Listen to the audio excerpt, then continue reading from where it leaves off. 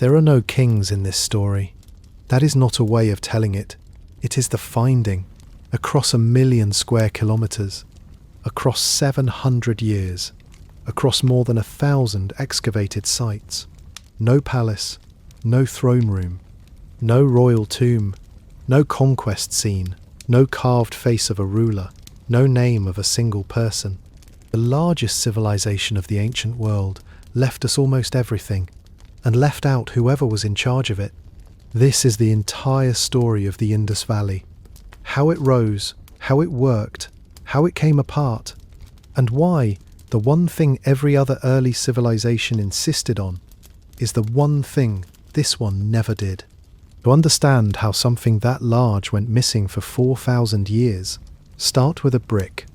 It is about 28 centimetres long, 14 centimetres wide, 7 centimetres thick, length twice the width twice the thickness, 1 to 2 to 4, a ratio held so steadily that you could lift a brick from a wall in one city and set it into a wall 1,000 kilometres away, and no one would see the join. Nobody signed it. Nobody stamped a royal name into the clay before it went to the kiln. There is no dedication, no boast, no mark of the man who ordered it made. It is simply a good brick, fired hard, cut true, and utterly anonymous. In the 1850s, engineers working for the East Indian Railway Company were laying track across the flat brown country between Karachi and Lahore. The line needed ballast. Ballast is the crushed stone bedded under sleepers to spread the load and drain the rain away. And in that alluvial plain there is almost no stone at all. Two brothers were running sections of the work. John Brunton told of ruins at a place called Brahminabad, went to look and found the whole site made of hard, well-burnt brick. He wrote afterwards that he had been convinced he had found a grand quarry for the ballast he wanted. The ruined city was taken apart and fed to the trackbed.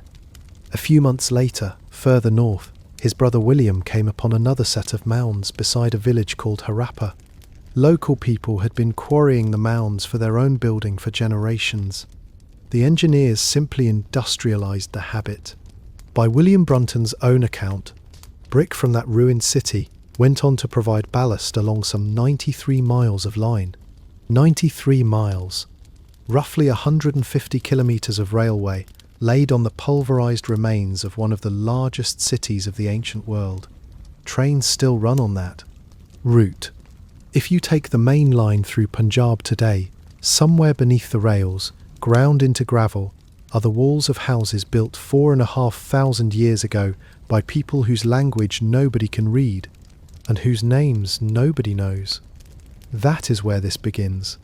Not with a discovery, with a demolition that nobody at the time understood was a demolition because the city gave off none of the signals that a city is supposed to give off.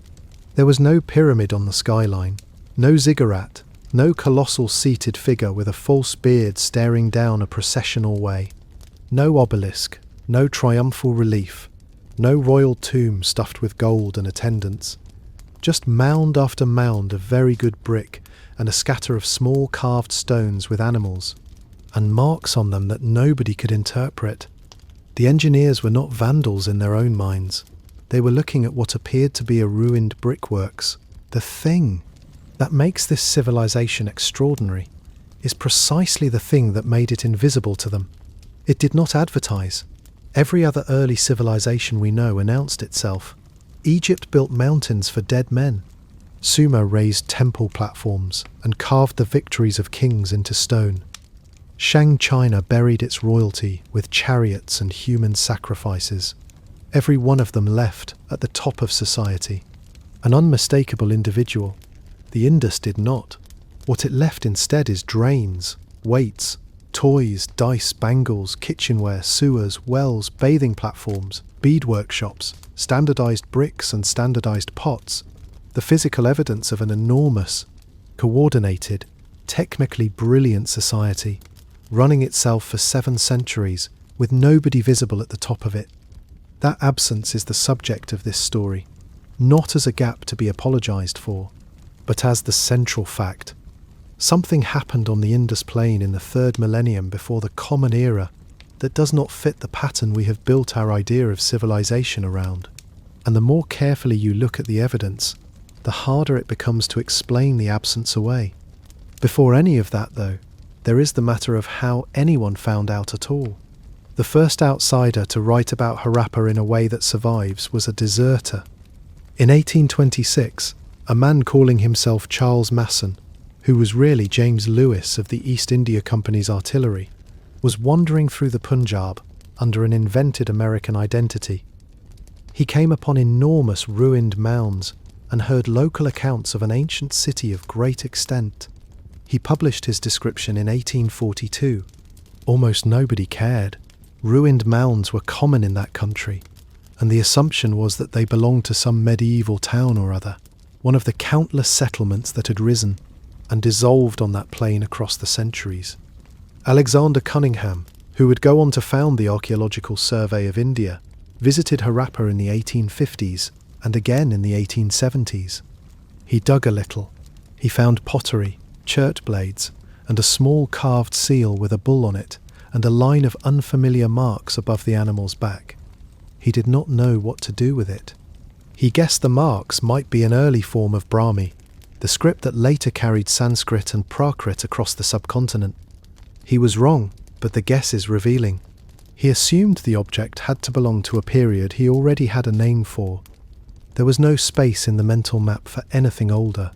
The site itself was then so thoroughly stripped that there was very little left to preserve. Cunningham was working in the ruins of a ruin. 4 decades passed. Then, in the early 1920s, 2 Indian archaeologists working independently at 2 sites, hundreds of kilometres apart, began to notice the same objects coming out of the ground. Dayaram Sahni was digging at Harappa. Rakal Das Banerjee was digging at a mound in Sindh called Mohenjo-daro, which in the local Sindhi means something close to the mound of the dead men. Banerjee had gone there expecting a Buddhist monument, and there was indeed a Buddhist stupa on the summit. Underneath the stupa was something else entirely. Both men were finding the same distinctive seals, the same fired bricks in the same proportions, the same pottery. 2 cities 600 kilometres apart, sharing a material culture so specific that the objects could have come from the same workshop. In September of 1924, John Marshall, then Director General of the Archaeological Survey, published an announcement in the Illustrated London News. He proposed that these mounds were the remains of a previously unknown civilization, contemporary with the Egypt of the pyramids and the Sumer of Ur. The effect was seismic. In a single stroke, the known history of the Indian subcontinent was pushed back by roughly 2,000 years into a period nobody had suspected was occupied by anything more than villages. It also created an immediate problem, and the problem has never entirely gone away. Marshall and his colleagues came to the Indus with a set of expectations shaped by Egypt and Mesopotamia. In those places, as Marshall himself observed, enormous wealth and thought had gone into temples for gods and palaces and tombs for kings, while ordinary people made do with mud. On the Indus, he wrote, the picture was reversed. The finest structures were the ones built for the convenience of the citizens. He added a careful caveat that temples and palaces and tombs might yet exist and simply be undiscovered, or might be so similar to other buildings that nobody could pick them out. 100 years later, they still have not turned up. We will come back to what that means at length, because it is the heart of this. For now, hold the geography.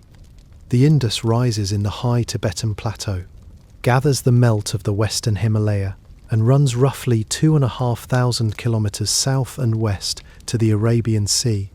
Along its middle course, it is joined by the 5 rivers that give the Punjab its name: the Jhelum, the Chenab, the Ravi, the Beas, the Sutlej. To the east of that system lay another river, or rather a river system, now largely gone. Its dry bed is called the Gagahakra.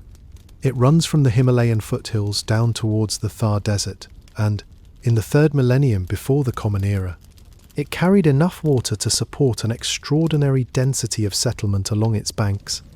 That vanished river matters enormously to this story, and it is also one of the most politically loaded objects in South Asian archaeology, because a great many people have wanted to identify it with the Sarasvati of the Vedic hymns. Set the argument aside for the moment. Take the hydrology on its own terms.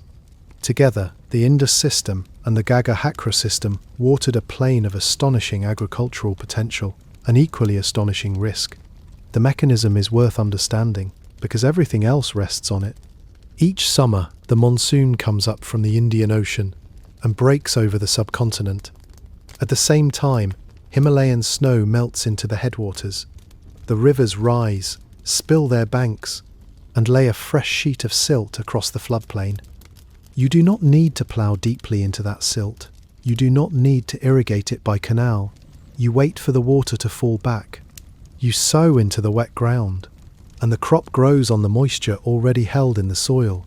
Archaeologists call it inundation agriculture, and where it works, it is close to the cheapest farming that has ever existed. Where it works, that is the catch. Too little flood, and the ground stays hard and dry. Too much, and the fields are scoured, the villages drowned, the seed washed away. The whole system depends on a flood that is generous but not violent, arriving reliably, year on year, for roughly 2,000 years on that plain. It was. The geoscientist Livio Giosan has described the Indus people as a Goldilocks civilization, and the phrase is exact. Earlier in the Holocene, the monsoon had been considerably stronger, and the floods correspondingly savage. As the climate slowly dried, the floods softened into something manageable. The land beside the rivers, still fed with water and rich silt, became just right. They moved into that window, and they filled it. The scale is difficult to hold in the mind. The mature phase of this civilization, from roughly 2600 to 1900, before the Common Era, spread across something in the order of 1 million square kilometres. That is larger than the contemporary extent of Egypt and Mesopotamia combined. More than 1,000 settlements are now known, from great cities down to villages of a few hectares. They stretch from the Makran coast near the modern Iranian border, east across Sindh and Punjab and into Haryana, Gujarat, and north to an outpost on the Oxus in what is now Afghanistan. The 5 largest cities that we currently know of are Mohenjo-daro and Harappa and Ganmariwala, Mohenjo-daro in modern Pakistan, and Rakhigarhi in the Indian state of Haryana. Dholavira in Gujarat sits just behind them. Each of the biggest probably held tens of thousands of people at peak. And here is the first strange thing, the first hint that the ordinary rules are being broken. In Mesopotamia, cities of that size fought each other. Sumerian city-states were locked in centuries of warfare over land and water, and they wrote about it, and they carved it, and they raised walls specifically against each other. Their kings were made by war.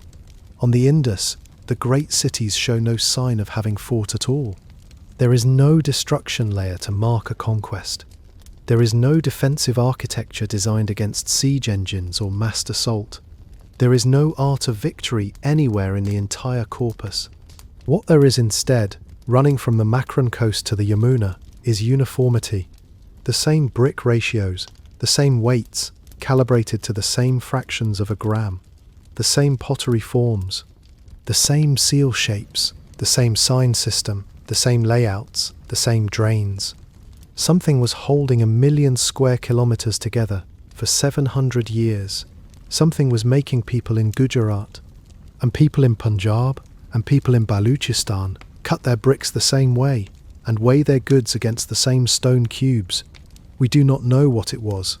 We do not know whether it was a state, or a shared religion, or a merchant network, or an idea. But we know it worked, and we know it worked without leaving a single portrait of a single person in charge. To understand how they arrived at that, you have to go back much further than the cities, into the hills west of the plain, where the whole thing starts with barley and goats. West of the Indus floodplain, where the land begins to lift towards the mountains of Baluchistan, there is a pass called the Bolan. It is one of the few practical routes between the Iranian plateau and the plains of the subcontinent, and at its foot, on the Kutchi Plain, lie a set of low mounds called Mehrgarh. A French team, led by Jean-François Jarige and Catherine Jarige, began working there in 1974. They dug through the 1970s and 80s, returned in the late 90s, and pulled something like 32,000 objects out of the ground. What they found rearranged the origin story of South Asian civilization. The earliest levels at Mehrgarh show a small farming village. Mud brick houses divided into internal compartments, some of them almost certainly granaries rather than dwellings. 6-row barley, einkorn and emmer wheat, dates and jujubes, sheep, goats and cattle, with evidence suggesting the cattle were domesticated locally rather than imported as a finished technology. There is no pottery in the earliest phase at all. Baskets lined with bitumen served instead. The dating of that earliest phase is currently contested, and it is worth being precise about the uncertainty rather than papering over it. Jarrige's original chronology put the beginning at around 7,000, before the Common Era. More recent radiocarbon work on teeth from the site, by Mutin and Zazo, has argued for a substantially later start, somewhere in the range of 5,250 to 4,650. That is a difference of nearly 2,000 years, and it is not settled. What is not in dispute is the sequence. A long, continuous, locally driven development from village farming towards something much larger. The burials at Mehrgarh are eloquent. People were interred with baskets, stone and bone tools, beads, bangles, pendants, sometimes animal offerings, ornaments of seashell, limestone, turquoise, lapis lazuli. The lapis had come from Badakhshan, in what is now northeastern Afghanistan, hundreds of kilometres away across mountains. That is at the very beginning, before cities, before writing, before anything that looks like a state. These villagers were already plugged into long-distance exchange for beautiful stone. 2 finds from Mehrgarh deserve their own moment. The first was published in the journal Nature in 2006. Researchers examined 11 drilled molar crowns from 9 adults buried in the Neolithic graveyard, dating somewhere between 7,500 and 9,000 years ago. The holes were conical or cylindrical, with concentric ridges preserved on the walls of some of them. These are not decorative. The drilled teeth are molars at the back of both jaws, where nobody would see them, and 4 of the 11 show clear decay associated with the drilling. Experimental work showed that a flint bit mounted on a bow drill, of exactly the type Mehrgarh's bead makers were already using, could produce identical holes in human enamel in under a minute. Somebody, 9,000 years ago, was treating toothache. Somebody else was letting them. That is the oldest known dentistry in the world, and it happened in a village of mud brick houses at the foot of a mountain pass. The second find came out of a metallurgical study of a copper bead from a Mehrgarh burial. As the copper corroded, it mineralized a few threads that had been wrapped around or through it. Under electron microscopy, those threads turned out to be cotton, the earliest cotton in the world, preserved by accident inside a decaying piece of jewellery. Cotton will become one of the signature exports of the civilization that grows out of this. The Greeks, 2,000 years later, would still be describing Indian cotton as wool that grew on trees. It starts here, in a grave, wound around a bead, between roughly 3,300 and 2,600 before. The Common Era comes, the phase archaeologists call early Harappan, and it is best understood not as a single culture, but as a set of regional ones: Ravi, Kotdiji, Amri, Sothi Siswal, Dam Sadat, different pottery, different painted motifs, different local traditions. They share things, similar craft techniques, the beginnings of standardized weights, appearing perhaps as early as 2800, simple button seals, small walled settlements, a gradual movement of population out of the hills and down onto the plain as people worked out how to live with the flood. Kotdiji in Sindh was fortified with a stone and mud wall by around 2800. Rahman Deri in the northwest was laid out on a rough grid centuries before Mohenjo-daro existed. Kalibangan, on the Gagar Hakra, has produced the oldest ploughed field known anywhere in the world, its crisscross furrows still legible in the soil, showing two crops planted at right angles to each other in the same field. Then, in the space of a century or so around 2600, something changes gear. Archaeologists call it the integration era, and the name is well chosen. Across an area of continental scale, the regional variety compresses. Everybody starts making the same shapes. The weight system locks in. The script appears. The great cities are laid out, and they are laid out to plan. On fresh ground, with the drains dug before the houses went up. This was not slow drift. This looks like a decision, or a cascade of decisions, taken across an enormous territory within a few generations. Nobody knows who took them. So let us walk into one of these cities, because the layout tells you more about the people than almost anything else does. Mohenjo-daro sits on the right bank of the Indus in Sindh. At its greatest extent, it covered something in the order of 250 hectares, though only a fraction has been excavated, and much of the earliest occupation lies below the modern water table, permanently out of reach. The population estimates run from about 35,000 to over 40,000. The city divides into two parts. To the west, a raised mound, the excavators called the citadel, built up on an artificial platform of mud brick some 12 metres high, 400 metres by 200. To the east, spread out below it, the lower town, where most people lived. The word citadel is a wheeler word, and it carries assumptions we will have to take apart later. What sits on the mound is not a fortress, and not a palace. It is a bathing tank, a large pillared hall, a warren of small rooms, and a massive brick platform whose purpose remains genuinely unknown. The lower town runs on a grid. Main streets, some of them 10 metres across, laid out roughly north to south and east to west, dividing the settlement into blocks. Off the main streets run narrower lanes. Off the lanes run the doorways. The doorways are worth pausing on. Houses at Mohenjo-daro rarely open onto the main thoroughfares.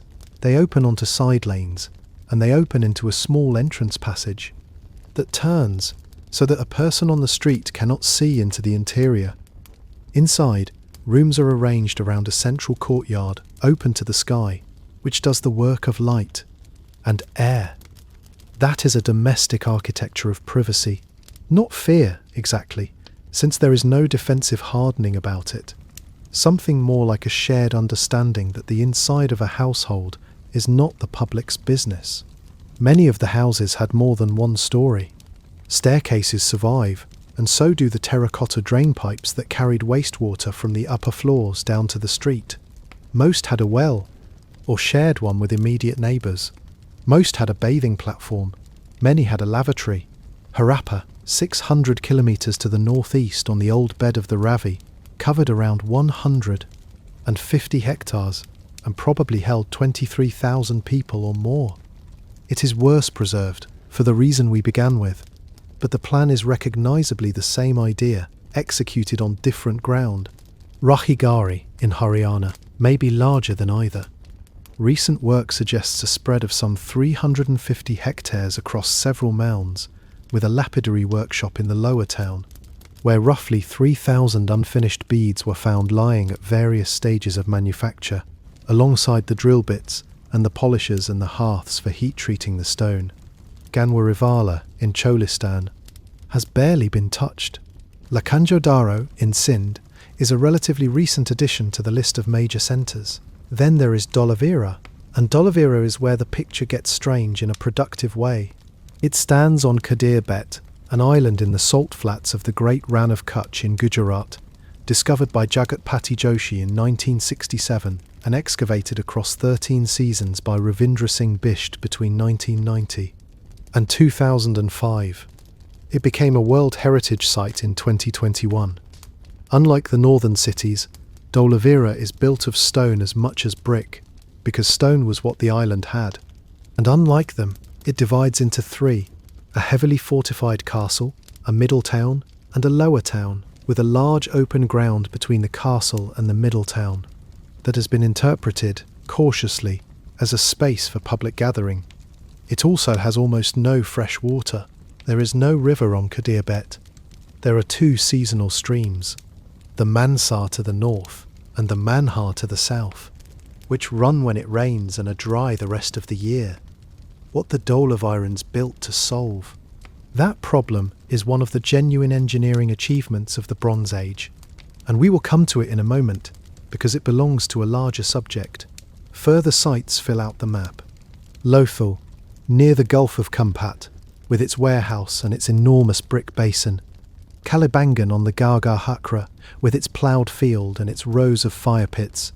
Mohenjo-daro in Sindh, a small place of under 7 hectares given over almost entirely to manufacturing.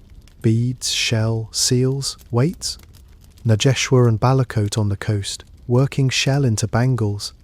Banawali in Haryana, oval in plan rather than rectangular, which is a useful reminder that the uniformity was never absolute. Shortugai, far to the north on the Oxus, which we will return to. Set all of that beside a contemporary Mesopotamian city, and the differences start shouting. In Ur or Uruk, you would find the temple complex dominating the skyline, the god's household owning vast tracts of land, and vast numbers of workers, the palace nearby, and a written record of who owed what to whom. The city is organized around a sacred and political center, and everything else radiates from it. At Mohenjo-daro, the most impressive constructions are a bath, a drainage system, and a set of wells. The buildings on the raised mound are not obviously grander in the sense of being decorated, or containing luxury, or being designed to overawe. They are simply larger, better made, and public. There is no obvious rich quarter. Excavations have found beads, bangles, ornaments and seals distributed across ordinary houses in the lower towns of Mohenjo-daro and Harappa, rather than concentrated in a few great buildings. In Mesopotamia, seals of a comparable kind cluster in temples and palaces. Here they turn up in what look like people's homes. The houses vary in size considerably. Some are large courtyard complexes, some are single rooms. Nobody should imagine a society of perfect equality. But the variation is the kind of variation you find within a broad middle, not the chasm you find between a pharaoh and a farmer. Adam Green, the archaeologist who has pushed this argument hardest, puts it with a bluntness worth quoting because it cuts to the method. Kings, he says, are not subtle. That is the point. Archaeologists have spent a century building tools specifically designed to detect inequality. Mortuary data, palace assemblages, aggrandizing monuments, written records, household inventories. Those tools work. They find kings in Egypt, in Sumer, in China, in Mesoamerica, in Peru, pointed at the Indus, across 1,000 sites and 700 years. They come back with nothing. Stand in one of those lanes for a moment, in the middle of the 3rd millennium before the Common Era, and let the city assemble itself around you. It is early. The light is coming up flat and yellow over the plain, and the brick is already warm. Underfoot the lane is beaten earth between brick walls, narrow enough that 2 loaded donkeys would have to negotiate. Along one edge runs the drain, covered, with a faint sound of water under the slabs. Doors are set back in their turned entryways. You cannot see into any of them. From the roofs comes the noise of people who slept up there for the heat and are now coming down. Grain being ground somewhere. The low rasp of a quern turning on a saddle stone. A child. Cattle being moved through a wider street beyond. Smoke from cooking and from kilns. A great deal of smoke. Actually, and it is worth pausing on why, because it points at something enormous that has almost entirely disappeared. Every brick in this city was fired, not sun-dried like most Mesopotamian building, but baked hard in a kiln at high temperature, which is what allows it to stand in a floodplain and survive being wet. Millions upon millions of bricks in dozens of settlements, replaced and repaired over 700 years. Add to that the pottery produced in industrial quantities in standardized forms. Add the faience, which requires sustained high heat. Add copper smelting. Add, if the recent work on ernestite is right, the deliberate firing of engineered ceramic drill bits at around 1100 degrees. All of that runs on wood. The Indus Plain today is largely treeless. In the 3rd millennium it was not. The animal iconography on the seals is the best evidence we have of what that country used to be, and it describes a landscape almost nobody would recognise. There are elephants on those seals, not imported curiosities. Elephants, rendered by people who clearly knew what an elephant looked like, including the way the ear sits and the way the trunk hangs. There are rhinoceroses, drawn with the folded, plated hide of the Indian one-horned rhinoceros, an animal now confined to a handful of protected pockets in Assam and Nepal. There are tigers. There are water buffalo with vast swept-back horns. There are gharials, the long-snouted fish-eating crocodiles of the great rivers. There are antelope and ibex and humped zebu bulls and short-horned bulls. That is the fauna of a mosaic country. Riverine forest, tall grassland, marsh and seasonal woodland, threaded by rivers full of fish and crocodiles. Sindh has not looked like that for a very long time. Some of the change is climatic, and we will come to that. But some of it is almost certainly them. A civilization that fires bricks on. That scale for that long is consuming forest at a rate the forest may not be able to match, and the archaeological record of the region shows a general drying and thinning of vegetation across the period. That is worth stating as a possibility rather than a finding, because disentangling human clearance from climatic aridification in a landscape this old is extremely difficult, and specialists differ. But the arithmetic of the kilns is hard to ignore. Back in the lane, past the doorways, the lane opens onto one of the main streets. The scale changes, 10 metres across in places, running dead straight, oriented very slightly off true north, which is itself a small mystery. Buildings at Mohenjo-daro diverge from the cardinal directions by 1 or 2 degrees clockwise, consistently enough that it looks intentional.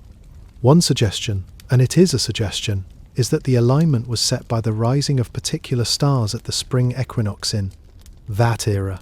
The slight differences in orientation between buildings might then reflect different construction periods as the stars drifted. It is elegant and it is unproven. Along the street, the covered main drain, larger, with brick manholes for clearing, rubbish chutes built into the outer walls of some houses, emptying into bins at street level that somebody must have come round to empty. Somebody, in other words, was collecting the rubbish, on a schedule, reliably enough that householders built the chutes into their walls in the expectation that the service would continue. That may be the single most extraordinary sentence in this entire story, and it slides straight past most accounts because it is so undramatic. A functioning municipal waste system in the Bronze Age, maintained across centuries, in a civilization with no identifiable government. Shops, workshops, and houses run together along the frontages. At Mohenjo-daro, almost the whole small town is given over to production. Bead making, shell cutting, metalwork, seal carving, weight making. In the bigger cities, the workshops are woven into the residential blocks, which again cuts against the idea of elite-controlled production concentrated in a palace precinct. Down at the edge of the settlement, the river, flat-bottom boats with a raised prow and a small central cabin, of the kind shown on a handful of seals, scratched on a potsherd or two, timber going downstream, grain coming in from the villages, and out beyond that the fields, and beyond the fields the flood edge, and beyond that tall grass with tigers in it. That is the world. Hold it, because everything from here is the story of how it came apart. Before the argument about kings, the water, it is the clearest window we have into what these people actually valued, because infrastructure is a society writing down its priorities in a medium it cannot lie in. Mohenjo-daro had, by the standard estimate, more than 700 wells. Sit with that number. 700 in a city of perhaps 40,000 people. Most houses had one of their own, or shared one with the house next door, and the wells were built with specially shaped wedge-tapered bricks that lock into a circle under pressure. They were built so well that many of them have not collapsed in 4,500 years. You can still look down them. The brick courses are as tight as the day they were laid. Water came up from the well into the house. Inside, in a great many houses, there was a small room with a floor of tightly fitted brick, sloped, sometimes finished with a layer of plaster to keep it watertight. You stood there and poured water over yourself. That water then left the house through a channel in the wall, sometimes through a terracotta pipe, and joined a drain running along the lane. The lane drain joined a larger drain running along the street. The street drains were built of brick set in mortar, corbelled over the top, with removable slabs and inspection points, so that they could be cleared. Beside many houses, there was also a lavatory, a hole in a brick floor, flushed by pouring a jar of water down it, feeding through a pipe into either the street drain or a soak pit. The soak pits were emptied periodically. The solids may well have gone onto the fields. Nothing remotely like this existed anywhere else on Earth at the time, and in most places, nothing like it would exist again for 3,500 years. Rome is famous for its sewers, and rightly, but the Cloaca Maxima was one great drain serving a public system. What the Indus had was different in kind. It was a network that reached into individual households across an entire city, and then across an entire civilization, because you find the same arrangement at Harappa, at Kalibangan, at Lothal, at Rakhigarhi. Then there is the tank on the raised mound at Mohenjo-daro, which the excavators named the Great Bath, and which has been called the earliest public water tank in the world. The measurements are modest by monumental standards, about 12 metres north to south, 7 metres wide, 2.4 metres at its deepest. Broad staircases descend into it from the north. And the south, with a ledge running the width of the tank at the foot of the steps, presumably so that bathers could stand without going out of their depth. The construction is not modest at all. The floor is made of sawn brick, laid on edge in gypsum mortar, in 2 skins, with a layer of bitumen sealed between them.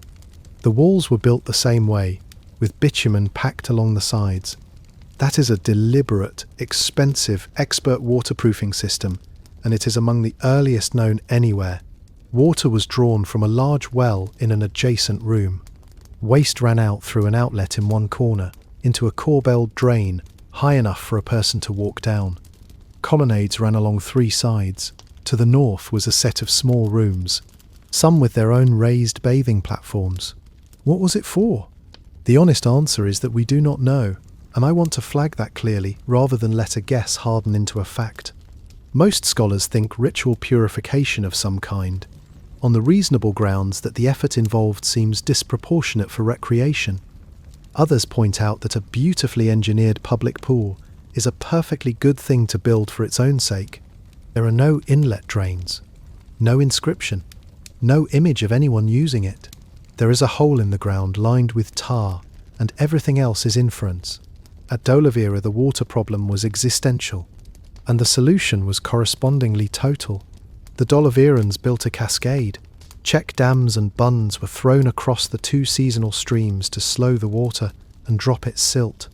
Channels, some cut in stone and some made of ceramic pipe, carried the captured flow into a series of reservoirs, at least 16 of them, ringing the built-up area, interconnected so that overflow from one fed the next. The reservoirs together cover something in the order of 10 hectares. That is roughly 10% of the entire area inside the city walls, given over to holding water. They also cut a stepped well into the rock, deep and monumental, and a rock-cut reservoir on the east side with steps running down its full depth. Rain falling on the roofs of the city and running off the tops of the walls was directed into the system rather than allowed to escape. They lived on a salt island, in a place with no perennial water, for well over 1,000 years. Now hold all of that beside the absence we started with. These people poured their surplus labour, their engineering talent, their most expensive materials, and their best planning into wells, drains, bathing rooms, reservoirs, and a public tank. They did not pour it into a tomb, a temple, or a palace. That is not a gap in the record. That is a record. Which brings us to the thing everyone wants to know, and the thing nobody can answer. Who ran this? Start with what was searched for and not found. No royal burials. Indus cemeteries have been excavated at Harappa, at Kalibangan, at Lothal, at Rakhigarhi, at Farmana, and elsewhere. Roughly 600 individuals have been studied from around 50 burial sites. There is variation in how people were buried, considerable variation, and there are grave goods, mostly pottery. Sometimes ornaments, occasionally something finer. There is nothing that looks like the tomb of a ruler, no mass of gold, no sacrificed retainers, no chariot. Compare the royal cemetery at where Puabi went into the ground with a headdress of gold leaves and lapis, surrounded by the bodies of dozens of attendants. Nothing on the Indus comes within 100 miles of that. No palace. Excavators have proposed candidates over the years and none has held. The buildings on the raised mounds are public in character. There is no residential complex anywhere in the corpus that is separated from ordinary housing by scale, luxury, defence and access control in the way a palace is. No temple, not one securely identified structure that everyone agrees was a place of worship. In a civilization of 1 million square kilometres. That single fact is so peculiar that many scholars have simply assumed the temples must be there and unrecognised. No royal art. This is the one that most struck the early excavators because it is so total. There is no relief showing a ruler receiving tribute. No battle scene, no siege, no procession of prisoners, no enthronement, no king list, no dynasty, no genealogy, and no names, not one. We do not know what a single Indus person was called. We do not know what they called their cities, or their gods, or their rivers, or themselves. Mohenjo-daro is a modern Sindhi name, meaning the mound of the dead men. Harappa is the name of the village next door. Two objects are worth taking apart here, because they show how easily an assumption can wear the costume of a fact. The first is the structure at Harappa, and its counterpart at Mohenjo-daro, that generations of textbooks have called the granary. It is a large brick building on a massive foundation, roughly 50 metres by 40 at Harappa, with 12 rooms separated by narrow sleeper walls. Wheeler read it as a state granary, the physical proof of a centralised economy in which a ruling class collected and redistributed grain. He compared it to Roman military Harappa. Around it, he saw the working platforms where grain would have been threshed. Excavations of that area at Harappa in the late 1990s and 2000 found no grain, no storage jars, no clay ceilings of the kind that would have been attached to sacks and containers moving in and out of a state store. Nothing. In a granary, you would expect at minimum charred seed and the impressions of containers.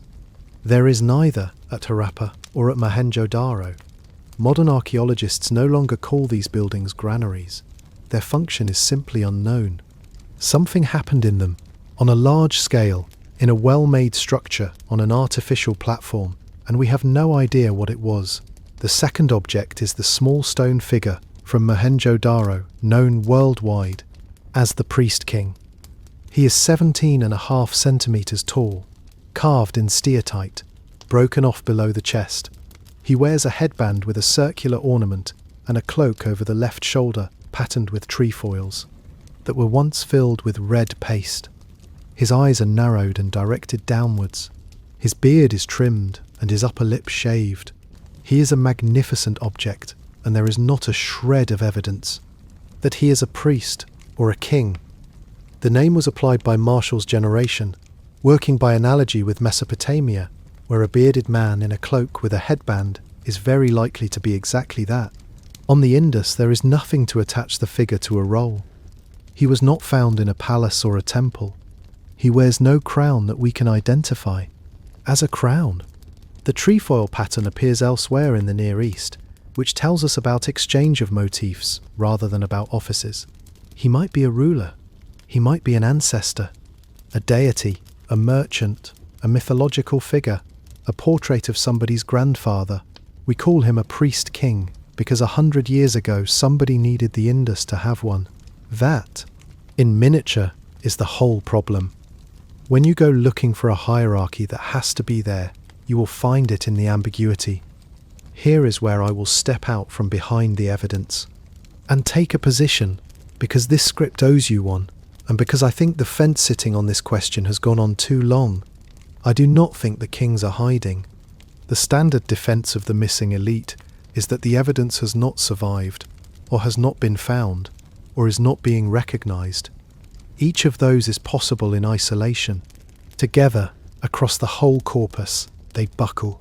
Consider what would have to be true. Perishable palaces in a civilization that built everything else in fired brick and cut stone. Royal tombs that have somehow eluded a century of cemetery excavation at half a dozen sites.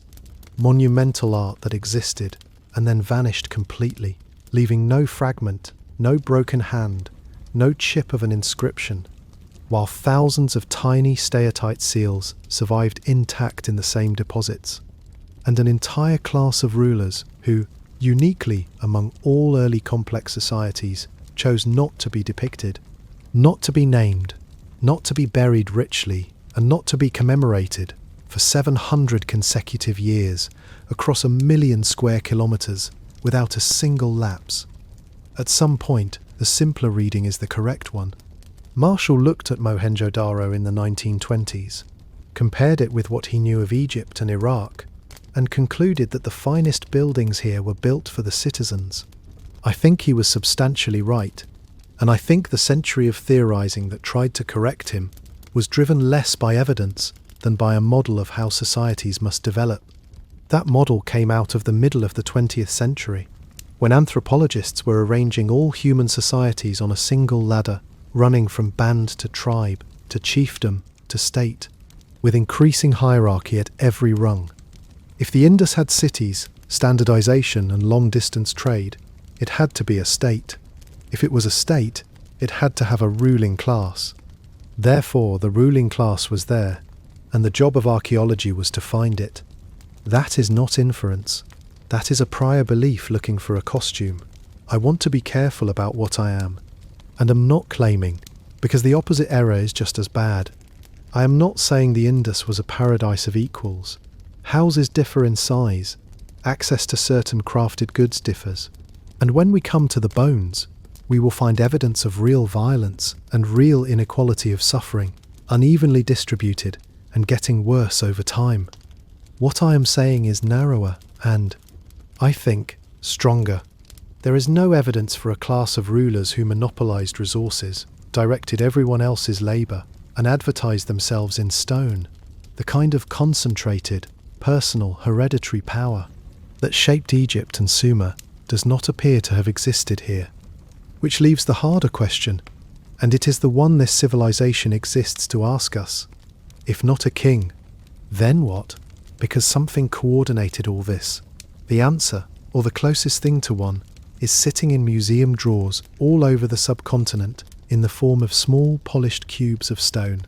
They are made mostly of chert, sometimes jasper or agate or steatite, occasionally metal.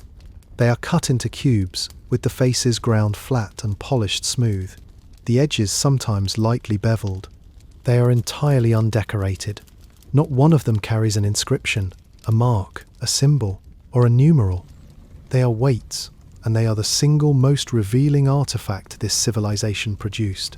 More than 1,500 of them have been excavated.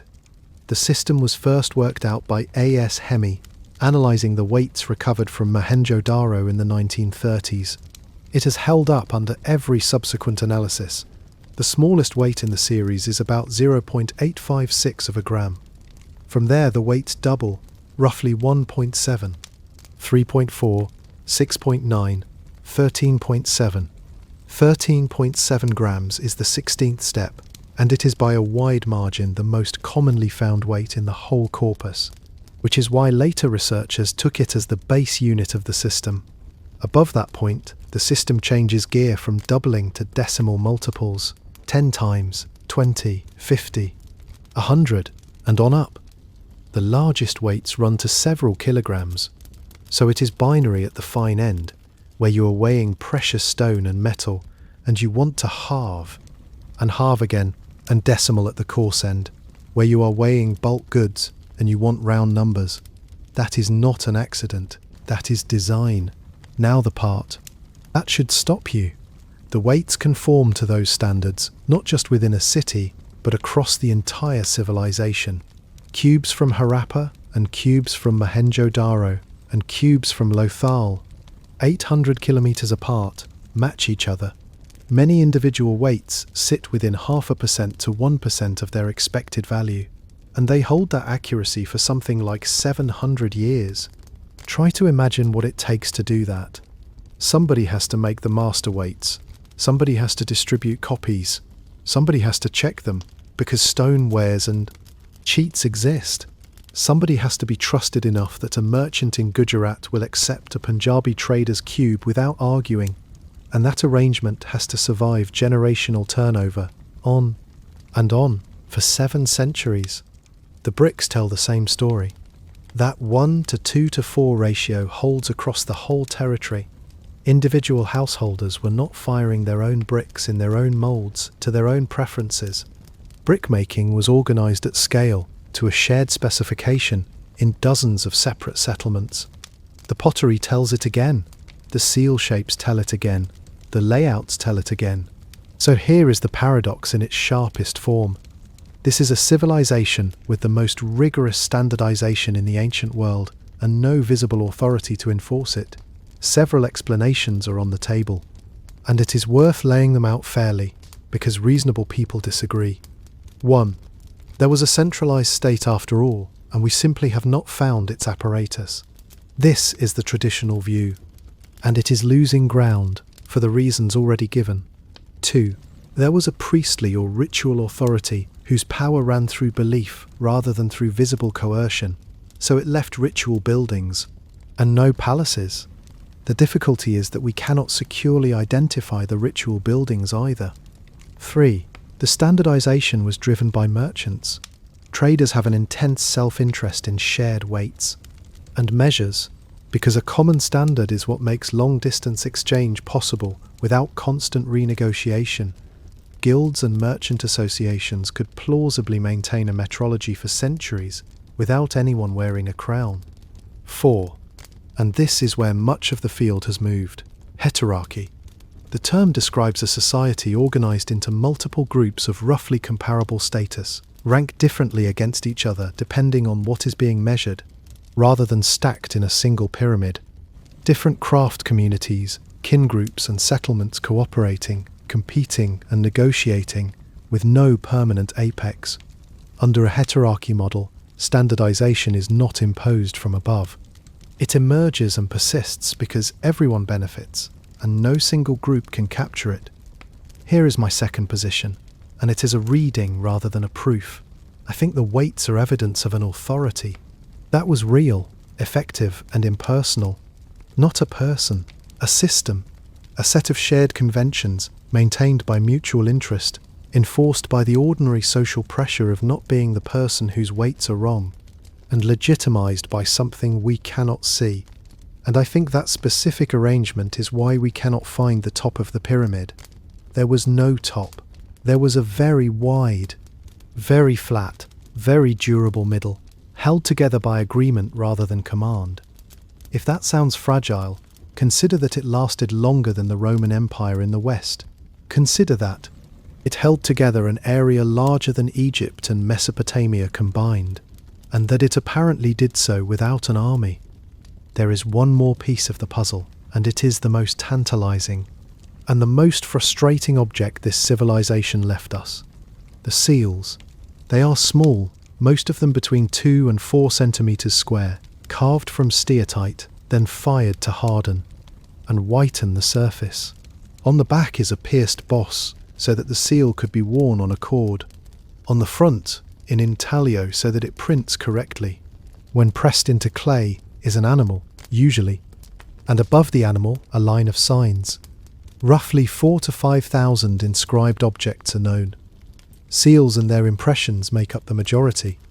with the rest on copper tablets, pottery, ivory rods, tools, bangles and miniature tablets. About 85% come from Mohenjo-daro and Harappa alone. The animals are worth attention in themselves. Elephants, rhinoceroses, tigers, water buffalo, humped zebu bulls, gharials, antelope, and one creature that does not exist. By some distance the most common motif, appearing on more than half and, by some counts, around 60% of all seals, is an animal with the body of a bull, a head that has been compared to a zebra's, and a single horn curving up and forward from the forehead. In front of it stands a strange object, usually described as an offering stand or a manger or a filter. Nobody knows what the unicorn is. It may be a bull drawn in strict profile with two horns superimposed. It may be a rhinoceros stylized beyond recognition. It may be a mythological animal. Its overwhelming dominance in the corpus suggests it meant something specific and important, and that meaning is closed to us. Now the signs. Estimates of how many distinct signs exist range widely, from around 400 to nearly 700, depending on how you count damaged signs, ligatures and variants. Iravatham Mahadevan's foundational concordance identified 417. Ascoparpala came out near 386. Brian Wells has proposed 694. Only a few dozen of those signs are common. Well over half occur fewer than 5 times in the entire corpus. And here is the crux. The inscriptions are unbelievably short. The average is somewhere around 4.5 to 5 signs. The longest continuous inscription on a single surface has 17 signs. The longest text overall, spread across the 3 sides of a small triangular terracotta prism, has 26. The famous signboard at Dholavira, made of white gypsum pieces set into a wooden board about 3 meters long, has 10 signs, each about 37 centimeters high. That is the entire written output of a civilization of 1 million square kilometres. Thousands of postage stamps, not one document. In 1968, and again in the decades since, teams have thrown everything at it. Soviet and Finnish groups ran early computer analyses. Parpala spent a career arguing that the underlying language was Dravidian, reading signs by the rebus principle, where a picture stands for a sound rather than a thing. Others have argued for an early form of Indo-Aryan, which carries very large implications for the chronology of Indo-European languages in South Asia, and is therefore an argument that generates more heat than most. None has been accepted. Claimed decipherments appear regularly, and do not survive contact with the corpus. Then, in 2004, 3 scholars detonated the whole enterprise. Steve Farmer, Richard Sproat, and Michael Witzel published a paper in the Electronic Journal of Vedic Studies with the title The Collapse of the Indus Script. Thesis. Their argument was that the Indus signs are not writing at all. Their case rested on several legs. The inscriptions are far too short to encode speech in any useful way. There are no long texts, and the standard defense, that long texts existed on perishable materials and rotted, does not work, because societies with true writing invariably leave casual writing behind. Scribbles on potsherds, practice exercises, graffiti, tally marks. The Indus corpus contains almost none of that. They also pointed out that the sign system does not seem to evolve in the way scripts do. Over 6 centuries of use, Indus signs show no drift towards the phonetic simplification that every genuine writing system undergoes as scribes speed up. Their alternative was that the signs functioned like the non-linguistic symbol systems known from the ancient Near East. Emblems of clan, deity, office, commodity or authority, communicating socially without encoding language. The response was ferocious, and it came from 2 directions.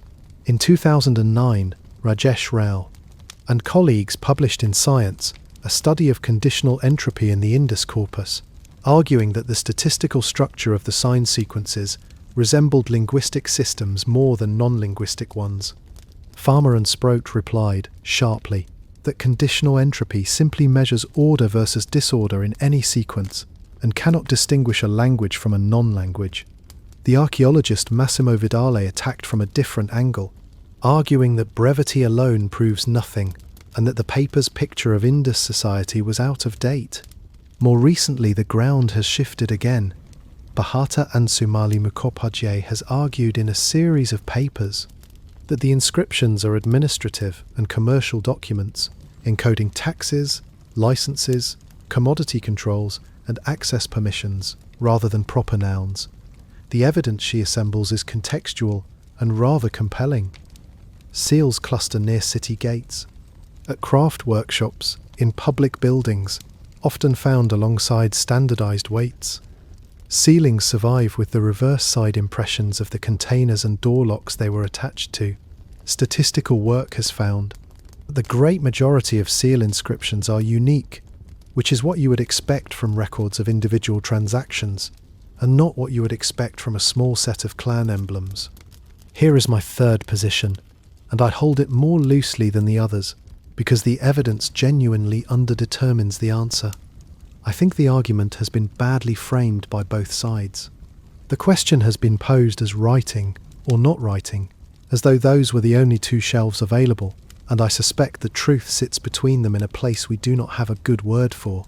My reading is that the Indus signs encoded language, but only within a narrow, technical, bureaucratic register, and were never extended beyond it. A system for recording quantities, commodities, obligations, and permissions, understood by the people who needed to understand it, and never used for a hymn, a story, a law, a letter, or a boast. If that is right, then Farmer and his colleagues are correct that there were no lost libraries, and their opponents are correct that the signs carry linguistic content. The signs would be closer to a specialized notation than to a script in the full sense. Something like the difference between a musical score and a novel. And notice how neatly that fits with everything else.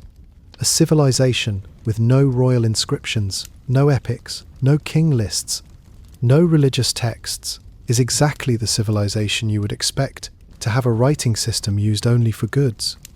There is nothing to record if nobody is claiming to be immortal. I want to mark that clearly as speculation.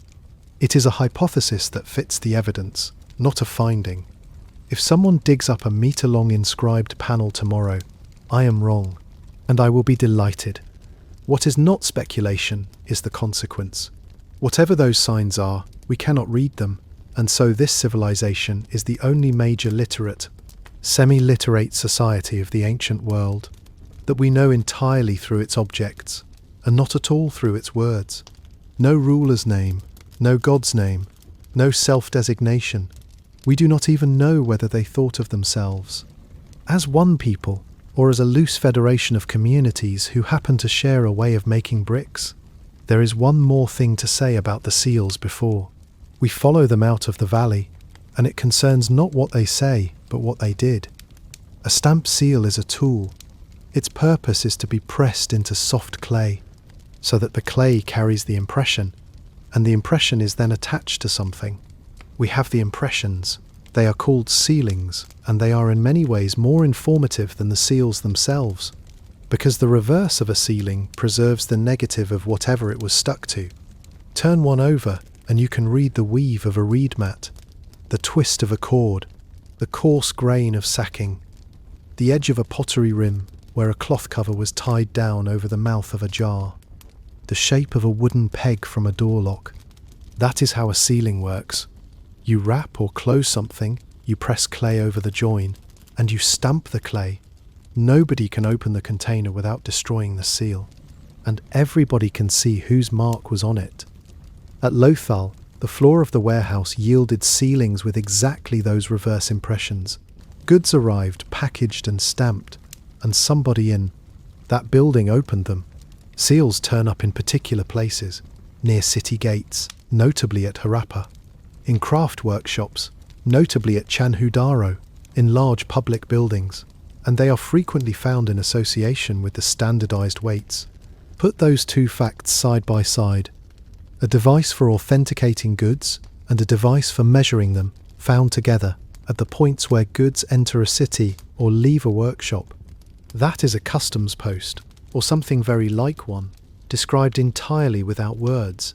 There are also copper tablets, particularly numerous at Mohenjo-daro, incised with signs and animal motifs. Small terracotta tablets, some no larger than a thumbnail, that were moulded rather than carved, and therefore made in multiples. Multiples matter. A moulded tablet is issued, not owned. Tokens, tallies, receipts, licenses, permits. We cannot read them, but we can see the shape of the administrative habit they belong to, and it is a commercial habit rather than a royal one. And now the animal that is not there. The seals show elephant, rhinoceros, tiger, buffalo, gharial, zebu, antelope, and the unicorn. They do not show a horse. The absence is real, and it is not for want of looking. Skeletal remains attributed to the true domestic horse from mature Harappan contexts are disputed at every site where they have been claimed, including Surcotada, where the identification has been argued over for decades. Other equids, including the onager and the wild ass, were present. The domestic horse, on the mainstream reading of the evidence, arrives in the subcontinent later. This matters far beyond zoology, because the horse is prominent in the Rig Veda, the oldest layer of Sanskrit literature. If horses are absent from the Indus and present in the Vedic world, that supports a chronology in which the composers of those hymns arrived after the cities had declined. If horses were present in the Indus, the chronology could look quite different.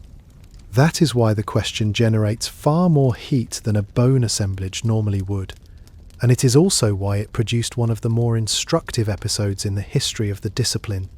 In the year 2000, a claimed decipherment published by N.S. Rajaram and Mehrgarh included an image of an Indus seal, apparently showing a horse. Michael Witzel and Steve Farmer examined the published image against the original object and demonstrated that it was a computer-manipulated version of a broken seal showing, in all likelihood, a unicorn with its foreparts missing. The episode was written up under the title Horseplay in Harappa, and the damage to the credibility of that particular decipherment was total. I raise it not to score a point, but because it illustrates the specific hazard of this subject. When a civilization leaves no words, the space where its words should be fills up with other people's needs. The Indus has been claimed as the ancestor of a religion, as proof of an invasion, as proof that there was no invasion, as a lost utopia, and as a Bronze Age Sumerian colony. The evidence is thin enough to be pulled in many directions, and rich enough to look like it is supporting whichever direction it is pulled in. The correct response, I think, is not to disengage. It is to be extremely precise about what is known, what is inferred, and what is wanted, and to notice, when a conclusion feels satisfying, whether it is satisfying because it fits the evidence or because it fits us, except that other people did write about them. This is one of the great asymmetries in world history, and it produces a very particular kind of vertigo. We cannot read the Indus, but we can read what their trading partners said, and their trading partners were the most prolific record keepers of the Bronze Age. Sumerian and Akkadian texts refer repeatedly to 3 lands reached by sea: Dilmun, now generally identified with Bahrain, Failaka Island, and the adjacent Arabian coast; Magan, now accepted as the region of modern Oman and the United Arab Emirates; and, beyond both of them, furthest away and richest in exotic goods, Meluhha. The scholarly consensus, though not unanimity, is that Meluhha is the Indus.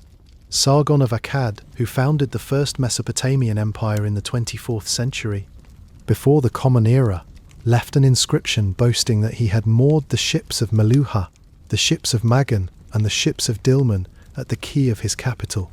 Read that as the piece of imperial theatre it was intended to be, a king announcing that the world's shipping now docks in his harbour.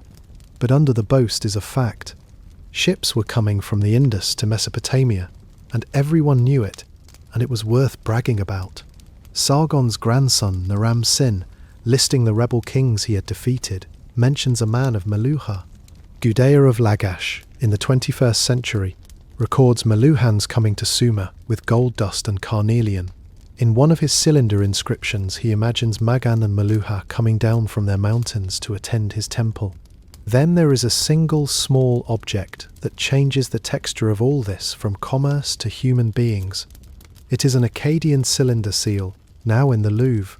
The inscription reads, in cuneiform, that its owner is Shu-ilishu, interpreter of the Meluhhan language, a translator, a man whose profession was standing between two peoples and carrying meaning across, which tells us something the Mesopotamian texts do not otherwise say directly.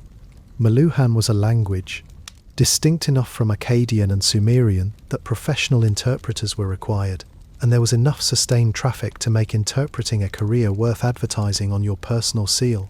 Shu-ilishu heard the Indus language spoken. He understood it. He made his living from it, and of everything he knew, not one word has come down to us. There is more.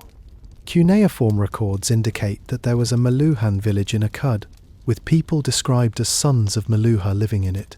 By the period of the 3rd dynasty of Ur, some 3 centuries after the earliest documented contact, the people in that community carried Sumerian names.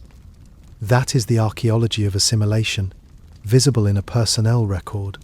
A foreign merchant community arrives, keeps its identity for generations, and gradually becomes local. The material evidence backs the texts up. Indus seals and Indus-style seal impressions have turned up at Mesopotamian sites. An Akkadian cylinder seal belonging to a scribe named Ibn Sharam, dating to around 2200, depicts a long-horned water buffalo, an animal of the Indus and not of Iraq. And the beads travelled. In the royal cemetery at Ur, in the graves of the highest Sumerian elite, there are long Carnelian beads, some of them etched with white designs. Technical analysis of the drill holes shows the distinctive stepped profile left by Indus drilling technology. Some were made in the Indus and exported. Others appear to have been made with Indus raw material and Indus techniques, but shaped to Mesopotamian taste, which suggests Indus craftsmen working in Mesopotamia, plausibly members of the Meluhhan community. The direction of the trade is instructive. Out of the Indus went carnelian, agate, shell, ivory, timber, cotton textiles and copper. In came, so far as we can tell, silver, some bitumen, and rather little else that survives. That imbalance is not proof of anything on its own, since the things Mesopotamia exported may simply have been perishable, but it does fit the general picture. This was a wealthy, productive, exporting civilization with an appetite for raw stone rather than finished luxury. Contacts were not confined to the Gulf. Far to the north, on the Amu Darya in what is now northern Afghanistan, sits a site called Shortugai. It is roughly 1,000 kilometres from the nearest major Indus city, across mountains, and it is not a trading post with a few Indus goods in it. It is an Indus settlement. Harappan mud brick architecture, Harappan pottery, square seals with Indus script, and rhinoceros motifs, terracotta carts and cattle figurines of Indus type, carnelian and lapis beads. What is at Shortugai is lapis lazuli. The mines of Badakhshan, in the mountains above it, were the only significant source of that stone in the ancient world, and lapis from Badakhshan turns up in Egypt, in Sumer, and in the Indus. Somebody made the decision to plant a colony 1,000 kilometres beyond the frontier to secure the supply. That is a strategic act, carried out by a polity with reach and intent, which makes the missing rulers even stranger. Whoever decided to found Shortugai was making the kind of decision that in any other Bronze Age society would have been commemorated. On the other side, at Ras Al Jins on the Omani coast, excavators have found Indus pottery and a seal, along with bitumen from Mesopotamia, in a small settlement that seems to have functioned as a waypoint for the maritime route. The ships themselves are largely gone. We have no Indus hull. What we have are images, a few seal depictions and graffiti of flat-bottomed boats with a central cabin and a high prow, of the kind that could work a river and hug a coast. We also have Lothal in Gujarat, and Lothal contains one of the more enjoyable arguments in the field. On the eastern side of that small town is an enormous brick basin. roughly 219 metres long, 37 wide, with walls surviving to 4.5 metres and channels at either end. The excavator, S.R. Rao, identified it as a dockyard, and Lothal has been described as the world's oldest known dock ever since. Others have argued it is a reservoir for fresh water in a saline landscape, of the same family as the tanks at Dholavira. The debate has run for 60 years and has not been settled to everyone's satisfaction. It is a good example of how much interpretation rests on a structure's context rather than the structure itself. Whatever the basin was, Lothal was a working manufacturing town. It had a warehouse whose floor was found scattered with clay ceilings, bearing the reverse impressions of the reed matting, cord and sacking they had been attached to. Goods came in packaged and sealed, and somebody in that building broke the seals. That is the closest thing we have to a customs record, and it is entirely wordless. The manufacturing itself deserves its own attention, because it is where the technical brilliance of these people is most visible. Consider a single long Carnelian bead. Carnelian is a form of agate, hard, around 7 on the Mohs scale, the same hardness as quartz. Good nodules, large enough and flawless enough to yield a long bead, are genuinely rare. The process began with heating. The raw material is typically a yellowish agate, and controlled firing turns it the deep translucent red the Indus prized.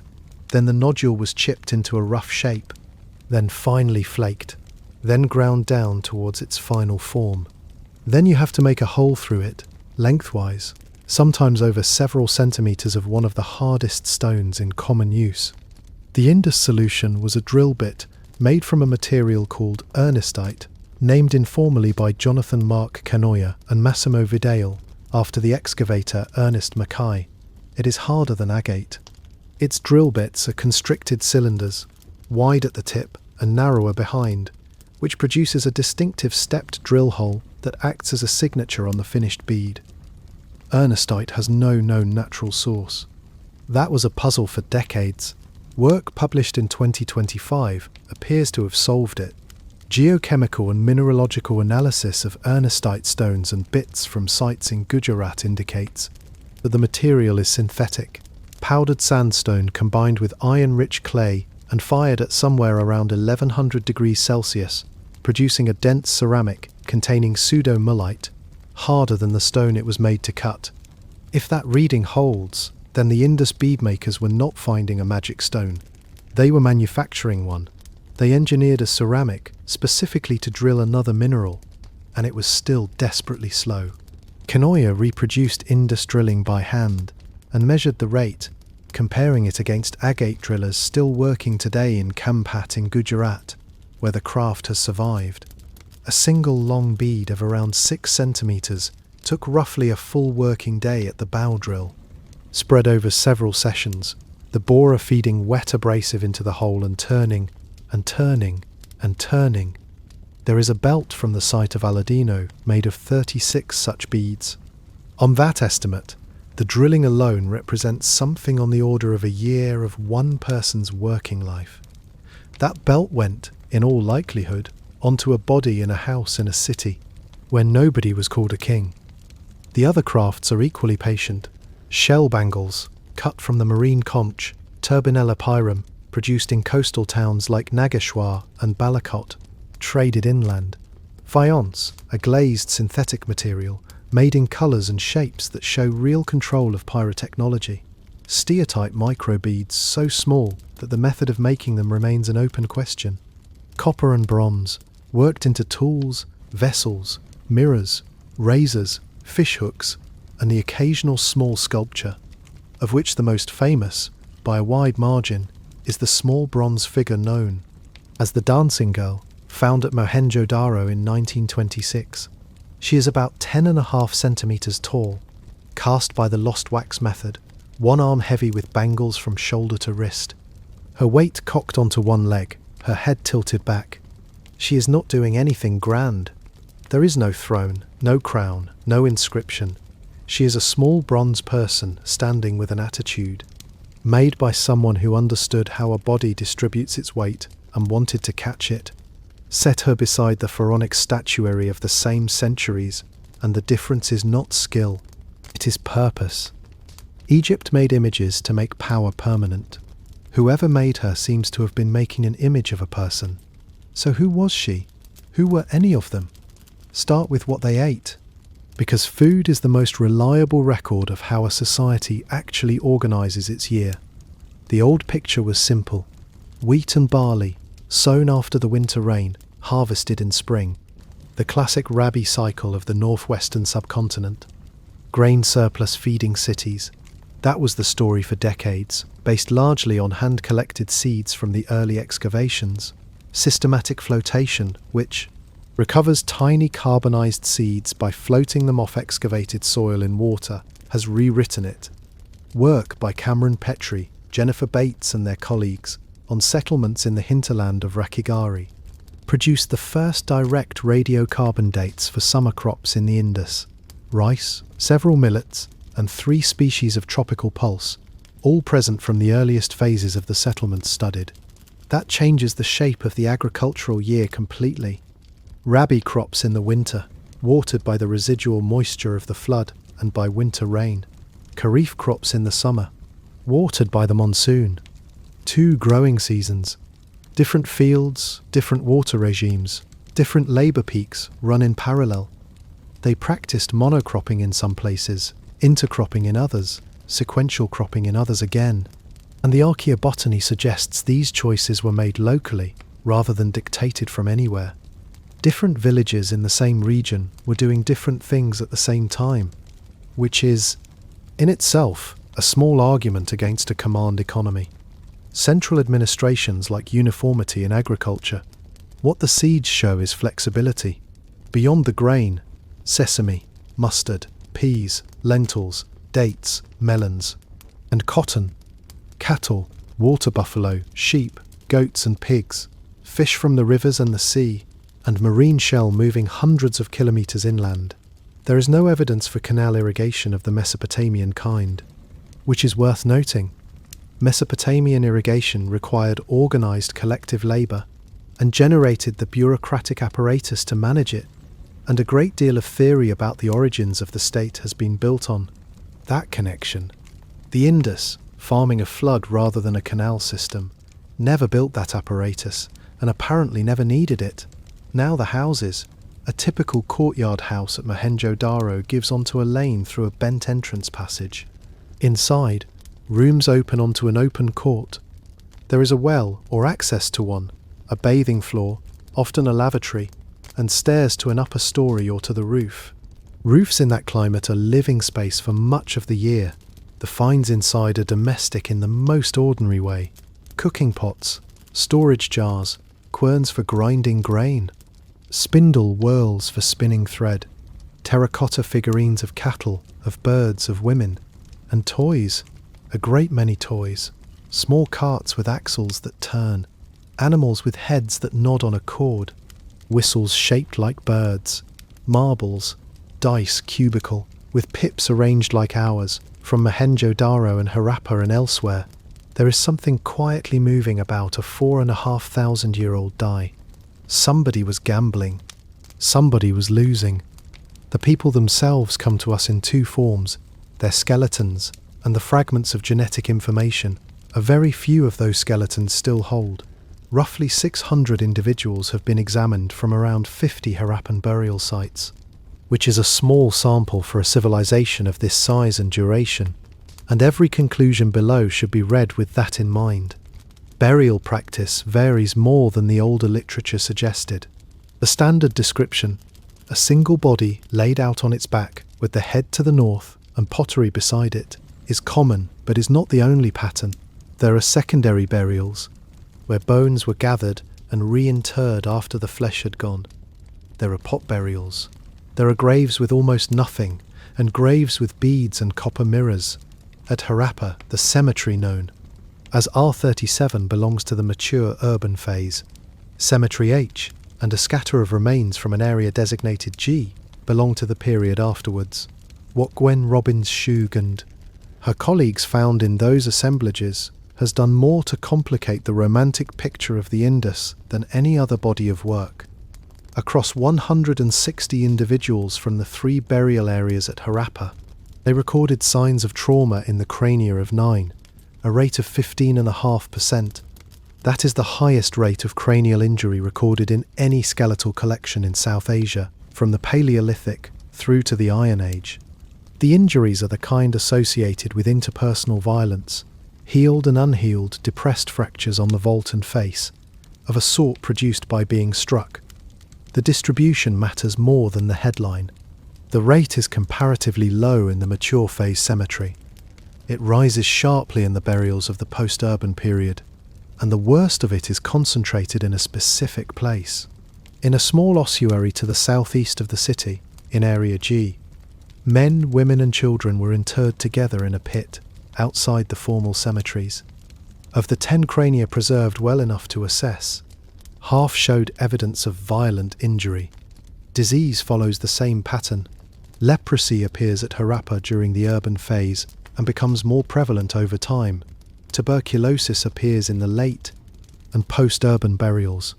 In Area G, more than 1 in 5 of the individuals showed skeletal changes consistent with leprosy, including the erosion of the nasal region that lepromatous infection produces.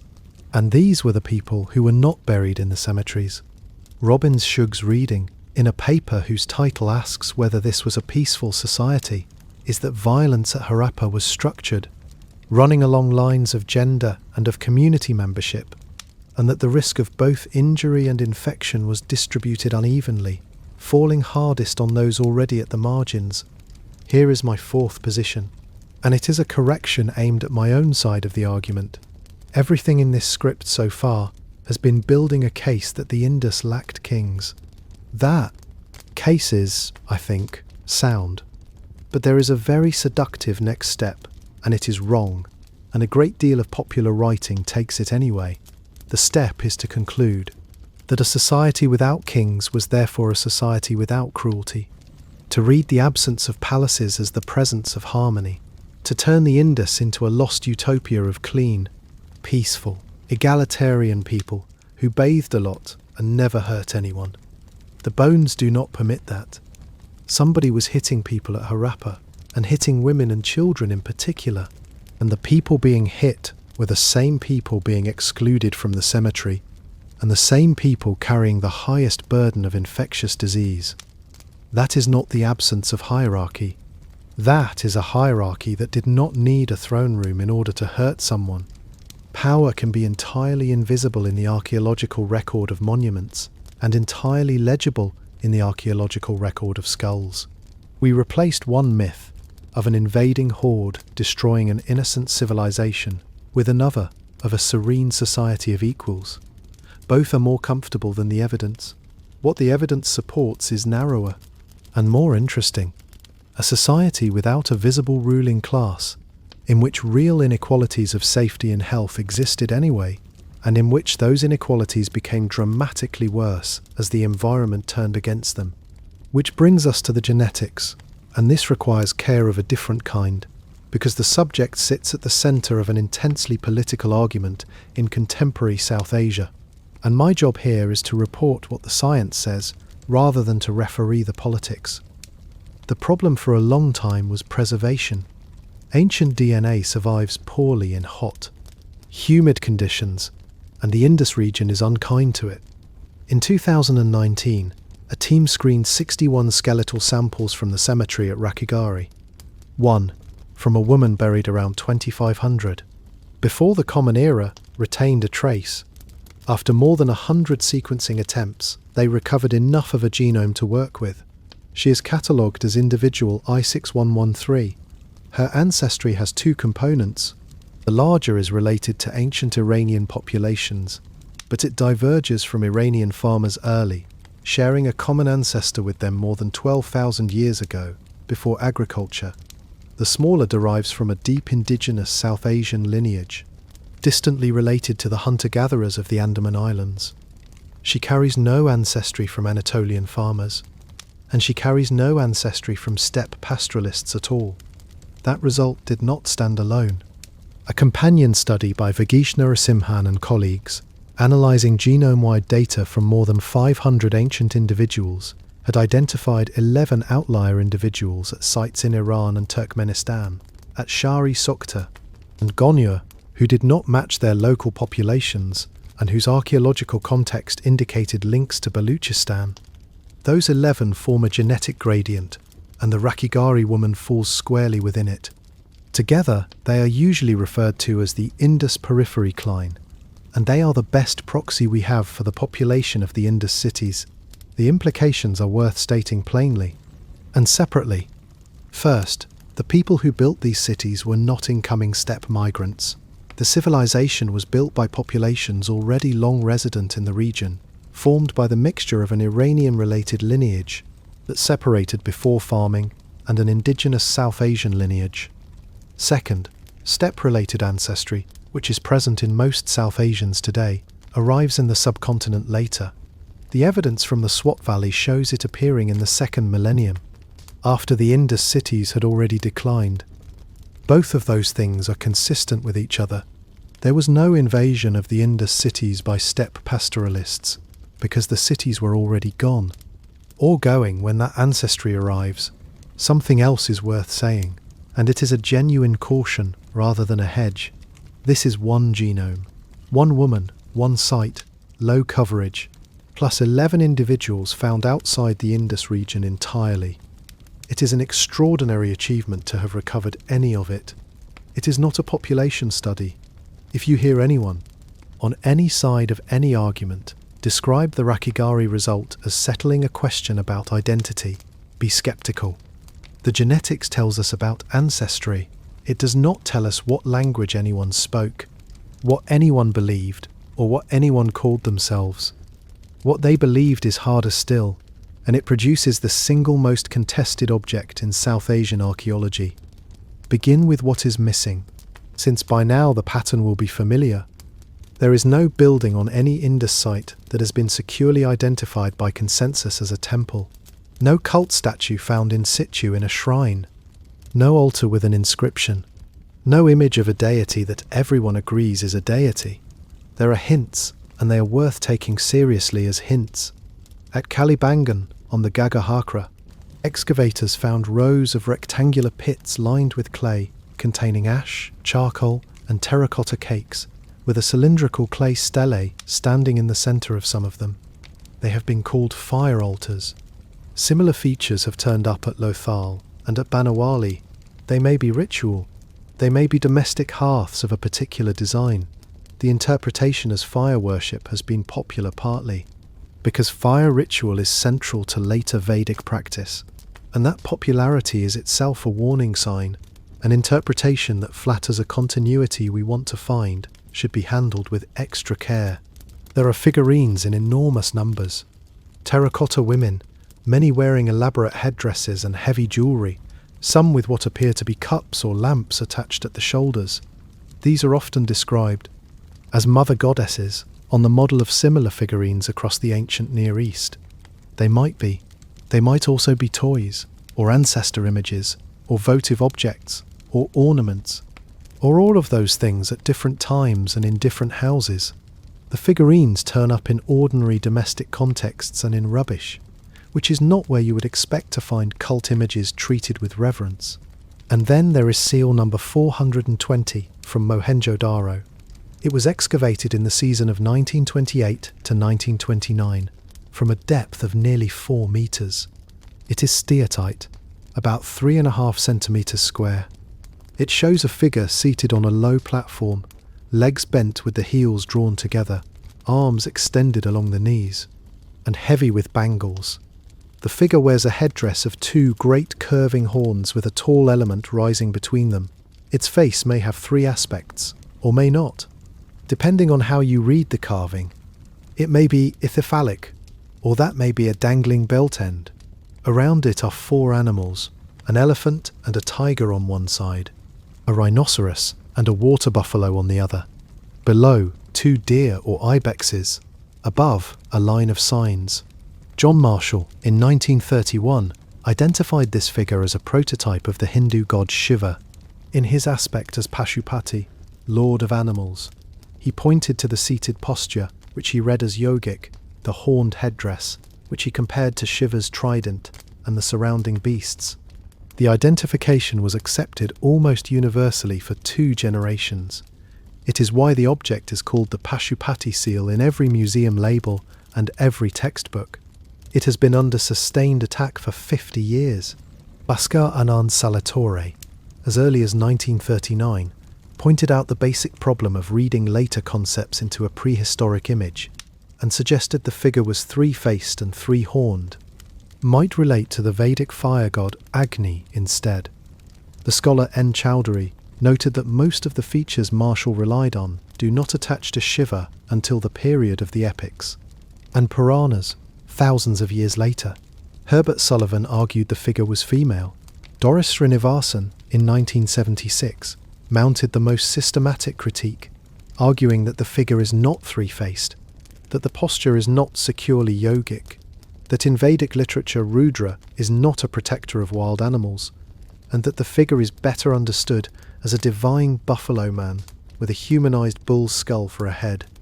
Alf Hilterbytel supported her and suggested a connection to the buffalo demon of later mythology. Gavin Flood observed that neither the lotus position nor even the anthropomorphic form of the central figure can be established with confidence from the carving itself. And Jonathan Mark Kenoyer has made the methodological point that ends the argument, or should. Without the script, you cannot connect an image to a later icon. 2 figures can look similar and mean entirely different things, and there is no way to test the difference when one side of the comparison is mute. The debate flared again in the summer of 2026, when the seal became the subject of a public argument about civilizational continuity, with historians and government departments trading positions on social media. That argument is about the present, not the 3rd millennium, before the Common Era, and I am going to leave it there. What I will say is this. The seal shows a horned seated figure surrounded by wild animals, horned deities, and masters of animals are attested across the ancient Near East, and the motif is old and widespread. That the Indus had such a figure is likely. That we can name it is not. If there is a pattern in the religious evidence at all, it is the same pattern as everywhere else in this story. Whatever the Indus believed, they did not build it a house that dominated the city, and they did not carve its name into anything. Water may be the closest we get. The great bath, the private bathing floors, the reservoirs, the wells. A civilization that invested that heavily in washing may have been washing for reasons that were not entirely hygienic. That is a suggestion, not a conclusion, and I want it labelled. As such, the connection some scholars draw between Harappan bathing and the later Indian concern with ritual purity is attractive, and it is unproven, and the gap between the two is well over 1,000 years. Now the ending, or rather the long dissolving. Around 1900 before the Common Era, this whole arrangement comes apart. It is not a collapse in the cinematic sense. There is no burnt layer, no ash horizon, no bodies in the street with weapons in them. The cities do not fall, they empty. The process takes a century or 2. Drains stop being cleared and silt up. Large houses are subdivided into smaller units. The quality of construction declines. Kilns get built in what had been streets. The standardized weights fade from use. Seals become rarer and then stop. The script disappears. By around 1700, the great cities are effectively gone as cities. People are still there at some sites. They are simply not living urban lives anymore. For 50 years, the explanation was violence, and specifically the Aryan invasion.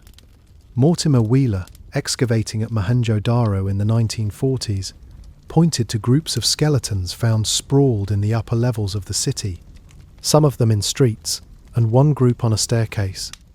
He set that against the Vedic hymns, in which the god Indra is called the fort destroyer, who rends strongholds, as age consumes a garment. His conclusion was one of the most quotable sentences ever written in archaeology. On circumstantial evidence, he wrote, "Indra stands accused. It was wrong," and the demolition of it is a model of how archaeology corrects itself. George Dales went back to the evidence in the 1960s and published a paper with the deliberately deflating title, The Mythical Massacre at Mohenjo-daro. The findings were devastating in their ordinariness. There were, in total, around 37 skeletons in a city that had held tens of thousands. They were not contemporaneous with each other. They came from different levels, deposited at different times. Most were in contexts suggesting careless burial rather than sudden death. Some were in deposits that had accumulated after the buildings around them had already decayed.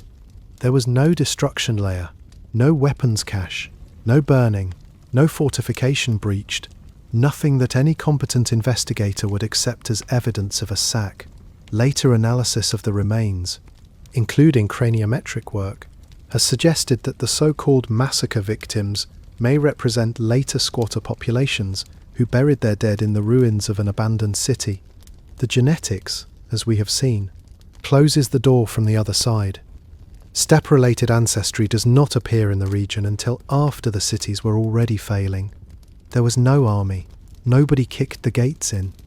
The story that dominated the popular understanding of this civilization for half a century, and which was put to political use by more than one party, was an archaeologist with a military background looking at a heap of bones and a poem and joining them together. So what did happen? The answer that has emerged over the last 2 decades is water, but it is more interesting than simple drought. And the interest is in the timing. Around 2200 before the Common Era, something happened to the climate of the Northern Hemisphere that shows up in records from Greenland to the Yangtze.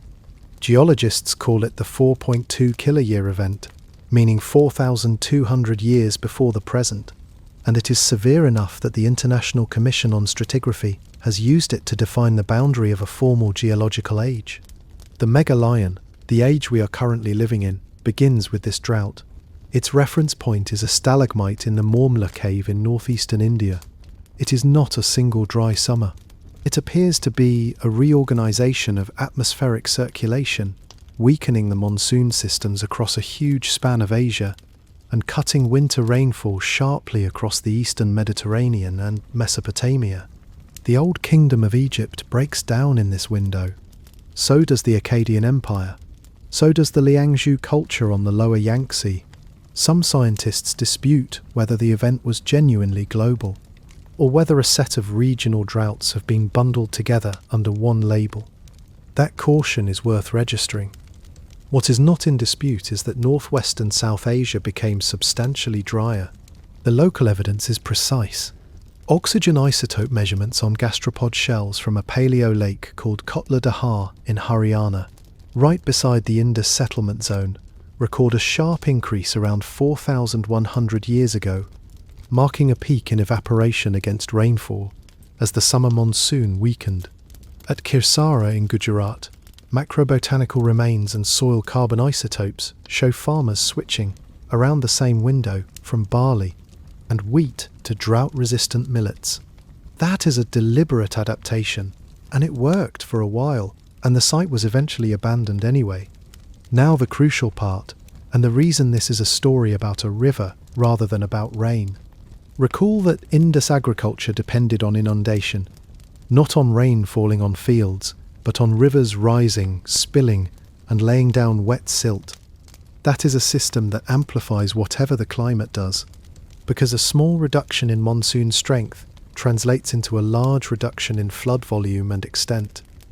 The Gaga Hakra was the most vulnerable of all, because it was fed principally by rain and monsoon runoff rather than by Himalayan glacial melt. Work by Liviu Giosan and colleagues on the fluvial landscapes of the region found that this system became ephemeral and was largely abandoned. After around 4,000 years ago, that river had supported the densest concentration of Harappan settlement anywhere. Hundreds of sites along its dry channels have been mapped in Cholistan alone. It went away, and the Indus itself, though still fed by snowmelt, produced floods that were less frequent and less extensive as aridity intensified. The Harappans, notably, never built canal irrigation. They had spent 2,000 years perfecting a way of farming that required no canals, and when the flood regime changed, They had no engineered substitute for it. There is a further wrinkle that recent work has brought out, and it makes the story less like a single blow and more like a long grinding. Modelling published in 2025, combining paleoclimate reconstruction with paleohydrological simulation, indicates that the region experienced repeated, decades-long droughts across the period from roughly 3000 to 1000 before the Common Era, rather than one catastrophic dry episode. The first of those droughts were partially offset by an increase in winter monsoon rainfall, which fell usefully across the Gaga-Hakra interfluve. When the winter rains also declined, some centuries later, the settlements fragmented into smaller units. So the picture is of a civilization absorbing repeated hydrological shocks, adapting each time, and finally running out of adaptations. There is also a striking gap in the timing that should keep anyone honest. The 4.2 kiloyear event begins around 2200.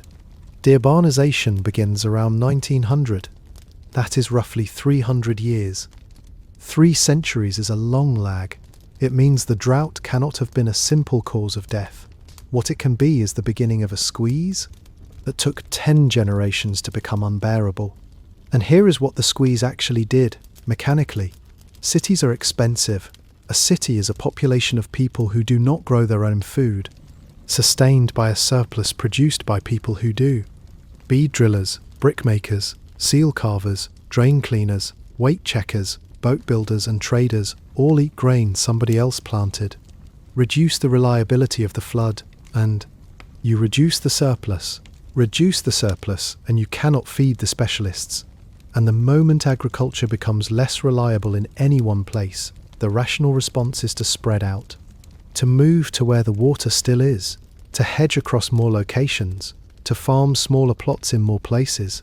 Population disperses, and a dispersed population cannot support a city, because the concentrated workforce that a city requires no longer exists in one place.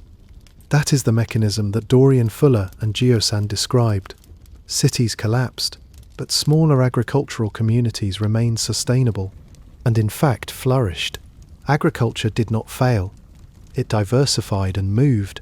What failed was the concentration. The long-distance trade fails alongside it. Mesopotamian references to Meluhha thin out and then stop.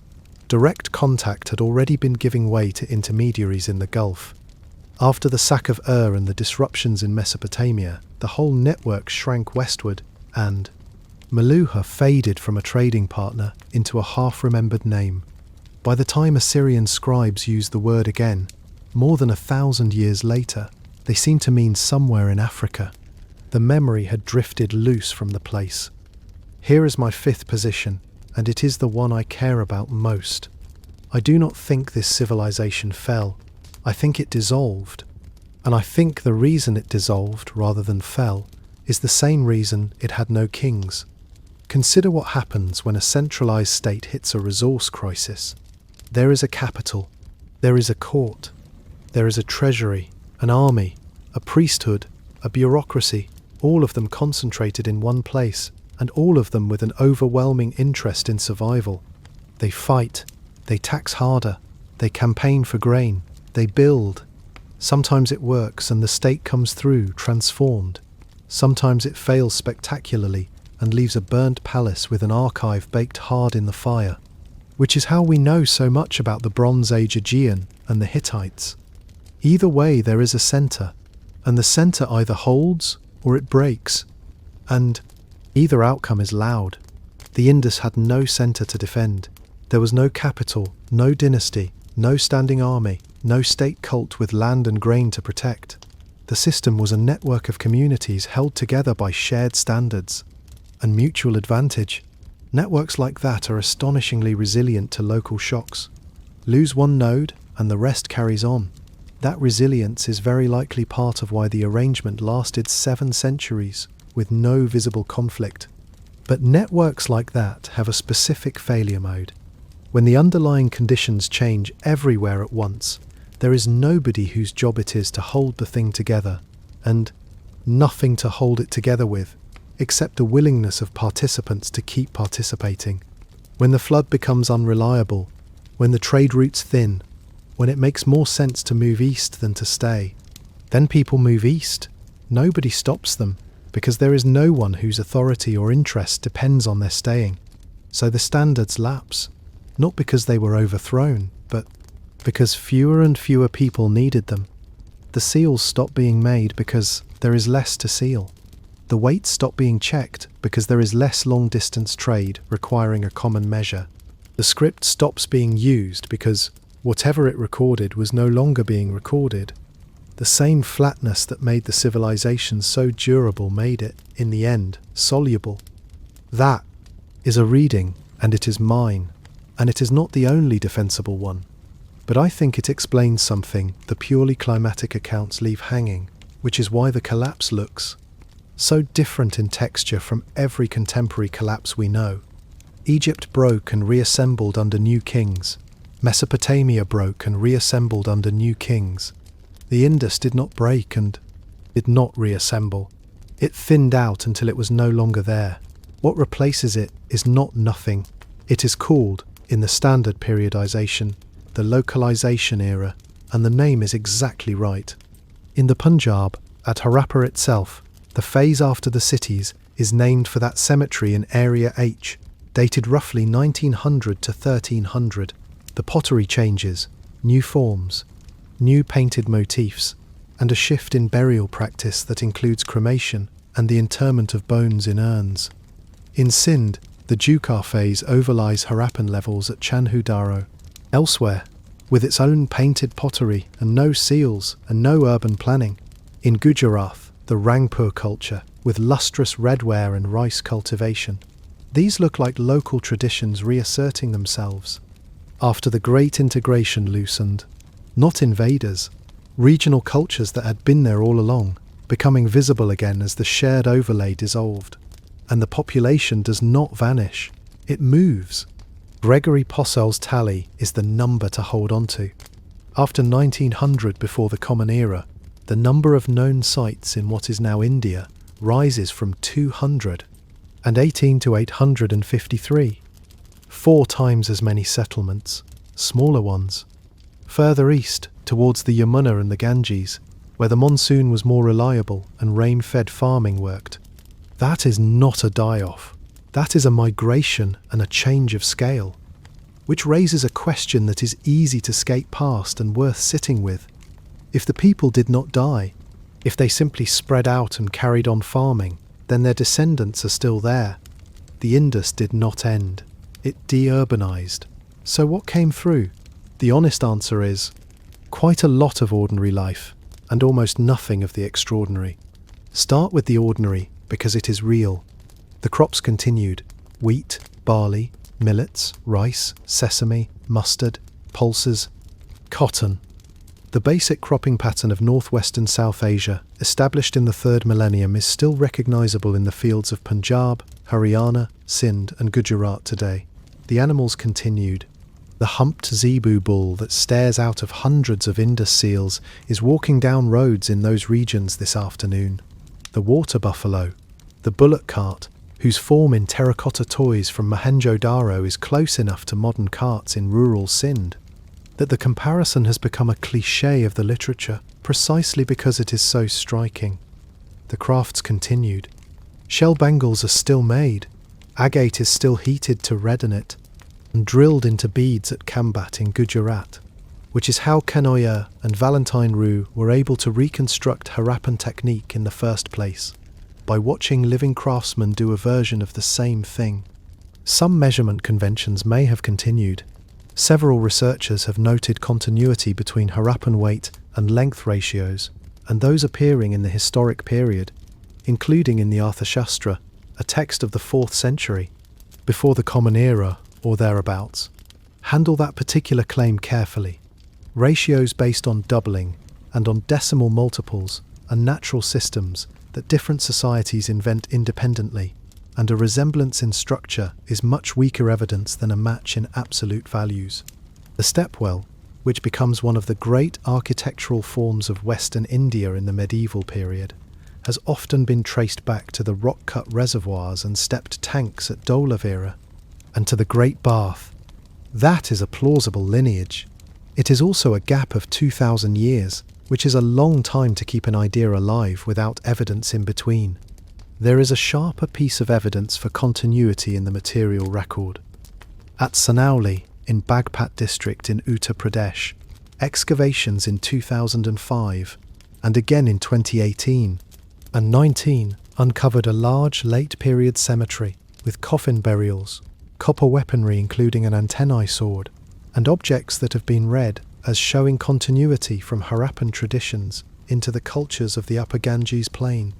And there is the archaeological continuity that Jim Schaffer emphasised, an unbroken sequence of cultural development running from the late Harappan through the painted grey ware and ochre-coloured pottery cultures, and on into the cities that begin appearing along the Ganges around 1200 before the Common Era. Excavation on the Gangetic Plain has pushed the start of that second urbanisation earlier than was once thought. The gap between the Indus cities and the next cities of South Asia is real, but it is narrower than the textbooks of a generation ago suggested. Now the language question, which is where speculation runs hottest and where I want to be most careful. If the Indus people spoke something, that something did not obviously survive. The dominant hypothesis, associated above all with Ascoparpola, is that the language was Dravidian, ancestral to the family now spoken mainly in southern India. The supporting arguments are indirect. There is Brahui, a Dravidian language spoken today in Baluchistan, geographically isolated from the rest of the family by more than 1,000 kilometres, which has sometimes been read as a relic of a formerly much wider Dravidian distribution. There are proposed Dravidian loanwords and structural features in early Sanskrit, which would indicate that Indo-Aryan speakers arrived in a region where Dravidian was already established. There is Parpola's rebus reading of certain signs. Against it, Brahui may be a later migration rather than a relic, and specialists disagree. Michael Witzel has argued for a substrate related to the Munda languages rather than Dravidian, and no proposed decipherment has been accepted, so the linguistic argument cannot be tested against the script. There is one further thread that surfaced recently and deserves mention with a large caution attached. A government-commissioned study in Tamil Nadu reported that a substantial proportion of graffiti marks on ancient pottery from that region show morphological parallels with Indus signs. If that holds up under independent scrutiny, it would be remarkable. It is also exactly the kind of finding that requires independent scrutiny before anyone builds on it. Label all of it speculation and hold it loosely. We do not know what they spoke. Which brings us to the thing that I find most disquieting about this whole story. And it is not the collapse, it is the forgetting. Consider the scale of what was lost. 1 million square kilometres, 1,000 settlements, cities of 40,000 people, 700 years of the mature phase alone, and thousands of years of development before it. Trade reaching from Afghanistan to Iraq.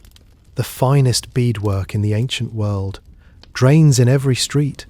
And then, in the literature of the subcontinent, nothing.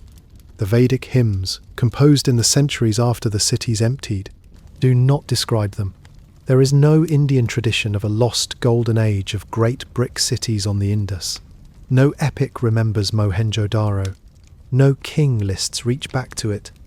No temple claims descent from it. No village legend preserved the name of Harappa as anything other than the name of a village.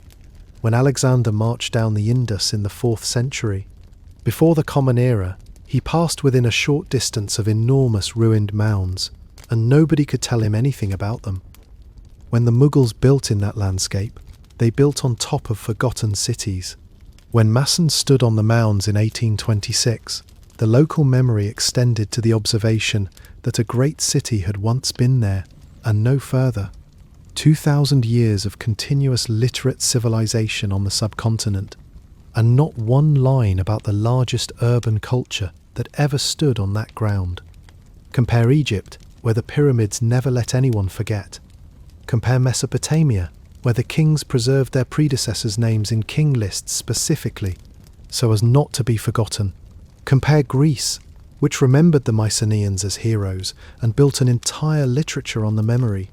The Indus vanished from human memory so completely that it had to be found again by accident, by engineers looking for gravel. And I do not think that is a coincidence. I think it follows directly from everything else in this story. Memory in the ancient world was not automatic. It was manufactured, and it was manufactured by people who had a personal stake in being remembered. Kings built monuments so that their names would outlast them. Priesthoods maintained genealogies because their authority depended on descent. Scribes copied king lists because the state that employed them needed continuity. Remove the king, remove the temple estate, remove the dynastic archive, and there is no institution left whose function is to remember. The Indus left no memory because nobody in it was in the business of manufacturing one. Their bricks were better than Egypt's. Their drains were better than Rome's. Their weights were more accurate than anything in Mesopotamia. They engineered a ceramic harder than agate to drill a stone nobody else could work. They ran a shared standard across a subcontinent for 7 centuries without an army. And because not one of them commissioned a statue of themselves, they fell out of the world. So completely that 4,000 years later, their walls could be crushed for railway ballast by men who had no idea what they were breaking. There is one further chapter to the forgetting, and it happened within living memory. In August of 1947, British India was partitioned, and the line ran between the Indus cities and most of the institutions that had been studying them. Harappa and Mohenjo-daro, Chandhu-daro, Kotdiji and Ganwariwala fell in Pakistan. The Archaeological Survey of India, its records, its museums and much of its excavated material were in India. Kalibangan, Rakhigarhi, Lothal, Banawali and Dholavira lay on the Indian side, though most of them had not yet been excavated, or in some cases even identified. The finds themselves had to be divided. The negotiation that followed is one of the odder episodes in the history of museums. Of roughly 16,000 objects under discussion, an agreement was eventually reached to transfer around 8,000 to Pakistan. 2 objects in particular were contested by name. The small steatite figure, known as the Priest King, went to Pakistan and is in the National Museum in Karachi. The small bronze figure known as the Dancing Girl stayed in India and is in the National Museum in New Delhi, along with seal number 420. 2 of the most famous objects of the ancient world, excavated from the same city within a few years of each other, separated by a border drawn 4,000 years after they were made, by a partition their makers could not have conceived of. They have not been in the same room since. Meanwhile, the sites themselves are in trouble, and Mohenjo-daro is in the worst trouble of all. It became a UNESCO World Heritage Site in 1980. The problem there is not looting or development, it is salt. The water table beneath the site is high, and it has risen over the last century with irrigation across the region. Groundwater moves up through the ancient brickwork by capillary action, carrying dissolved salts. When the water evaporates at the surface, the salt crystallizes inside the pores of the brick, forces the material apart from within.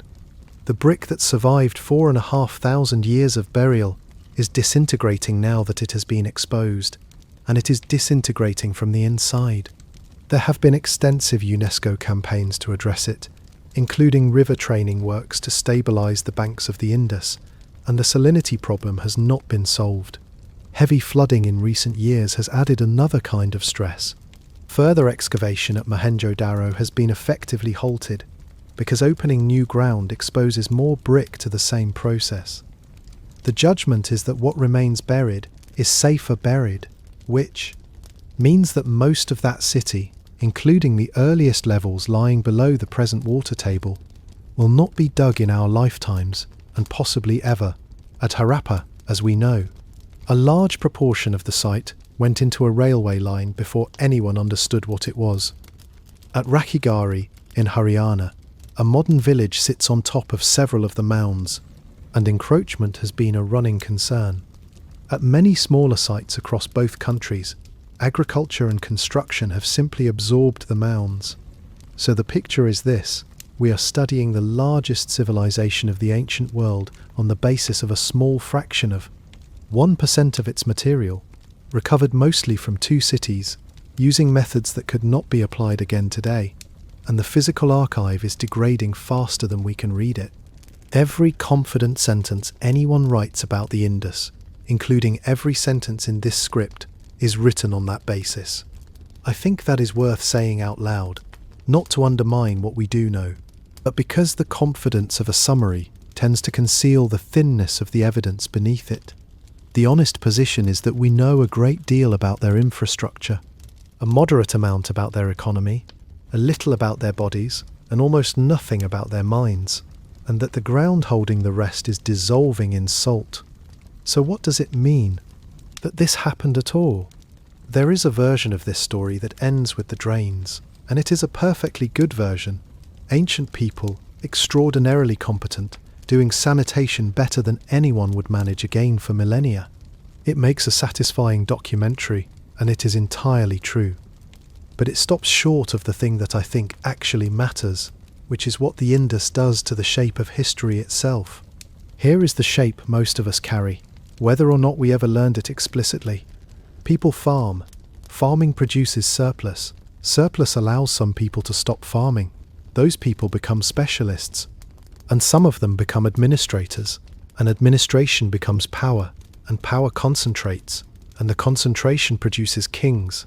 And kings produce armies, temples, monuments, taxes, records and empires. Cities are what that process looks like from above. That sequence has been taught for a century as though it were a law. And there is a great deal of evidence for it, because it is what happened in Egypt, in Sumer, in Shang China, in the Valley of Mexico, in coastal Peru. The Indus is the case that does not fit. Everything on the left-hand side of the equation is present. The farming, the surplus, the specialists, the cities, the trade, the standardization, the notation system, the engineering.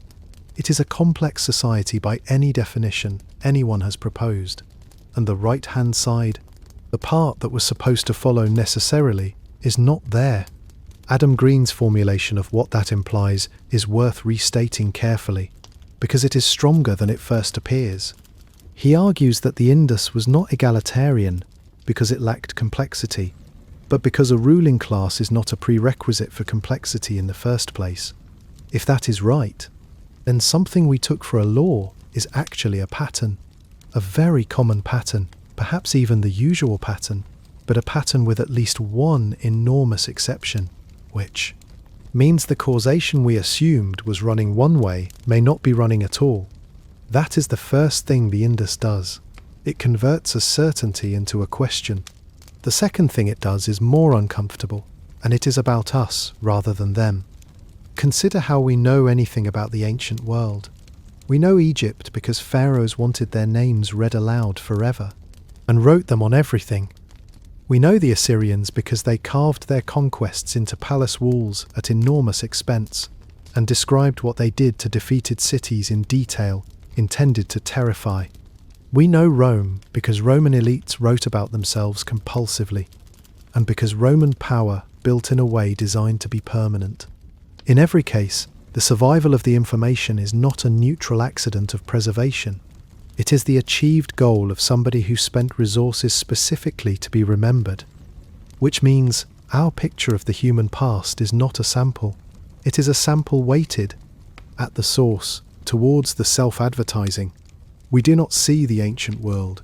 We see the parts of it that were shouting, and the Indus is what it looks like when a society does not shout. Not a small society, not a simple one, the largest of its era by area, technically the most advanced in several domains, and functionally mute. Not because it lacked the means, but apparently because it lacked the impulse. Now extend that thought carefully, because it goes somewhere unsettling. If a civilization of this size could be this quiet, and could stay hidden until 1856, and could then be misread as a brick quarry, then the honest conclusion is that our detection method has a bias we cannot fully correct for. We are very good at finding kings.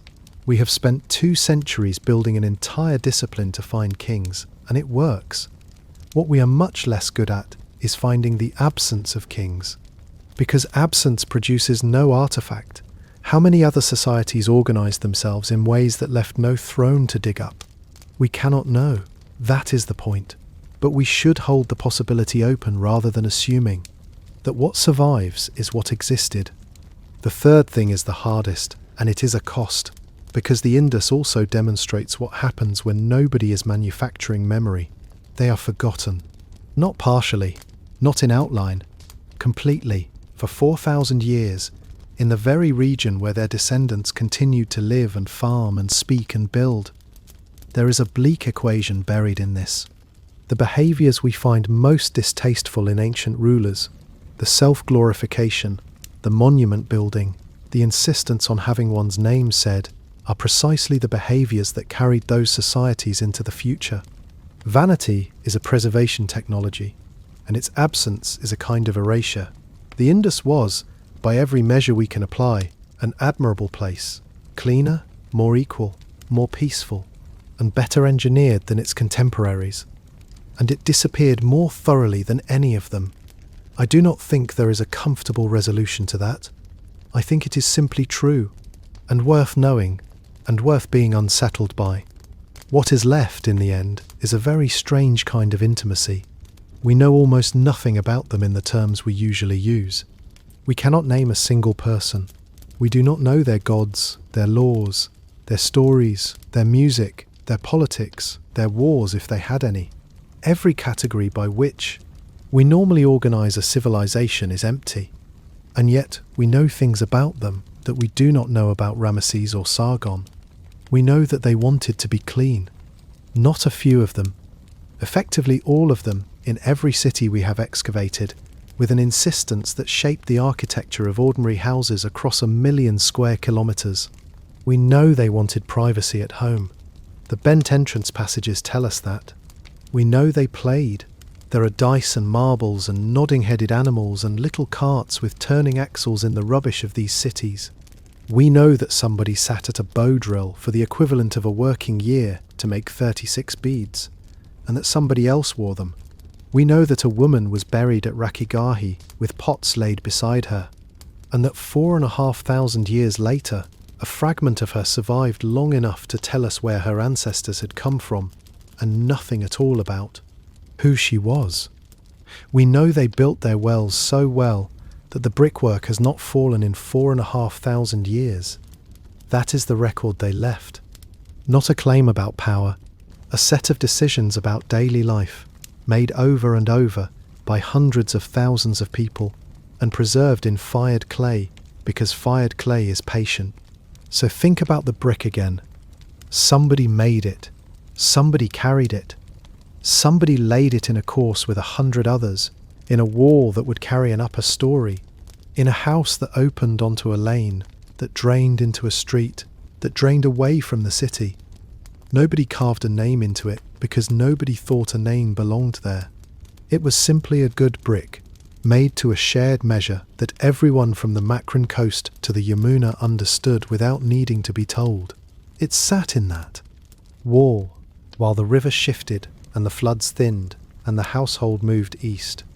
It sat there while the roof fell in and the silt came over it, and the mound rose, and grass grew, and cattle walked across the top of a city. It sat there while Alexander went past without asking, while the Mughals built and fell, while a deserter with a false name stood on the mound, and wondered. And then somebody came with a hammer and needed gravel. Some of those bricks are still under the rails tonight, carrying the weight of trains through the Punjab dark, doing exactly what they were fired to do, taking a load and passing it on, quietly, without complaint, without a name. And some of them are still where they were laid. Out at Mohenjo-daro, the wells stand open. The shafts run down through the courses of wedge-shaped brick, tight as the day they were set, holding their circle under the pressure of the earth. The drains run under the lanes with their capstones in place, sloping gently towards the west, waiting for water that will not come. The great bath holds nothing but air. The bitumen is still sealed between its two skins of brick. Nobody knows who ordered any of it built. Nobody knows what they called it, or what they said to each other on the steps, or what the water meant. Only that they wanted it enough to seal a floor with tar and gypsum 4,500 years ago, on a mound above a river, in a city with no king. Rest now, let the plain go quiet, let the lanes fill with silt, and the mounds soften, the grass come over. The bricks are still there in the dark, in their courses, holding their proportions, 1 to 2 to 4, steady, patient, and entirely anonymous. Sleep well,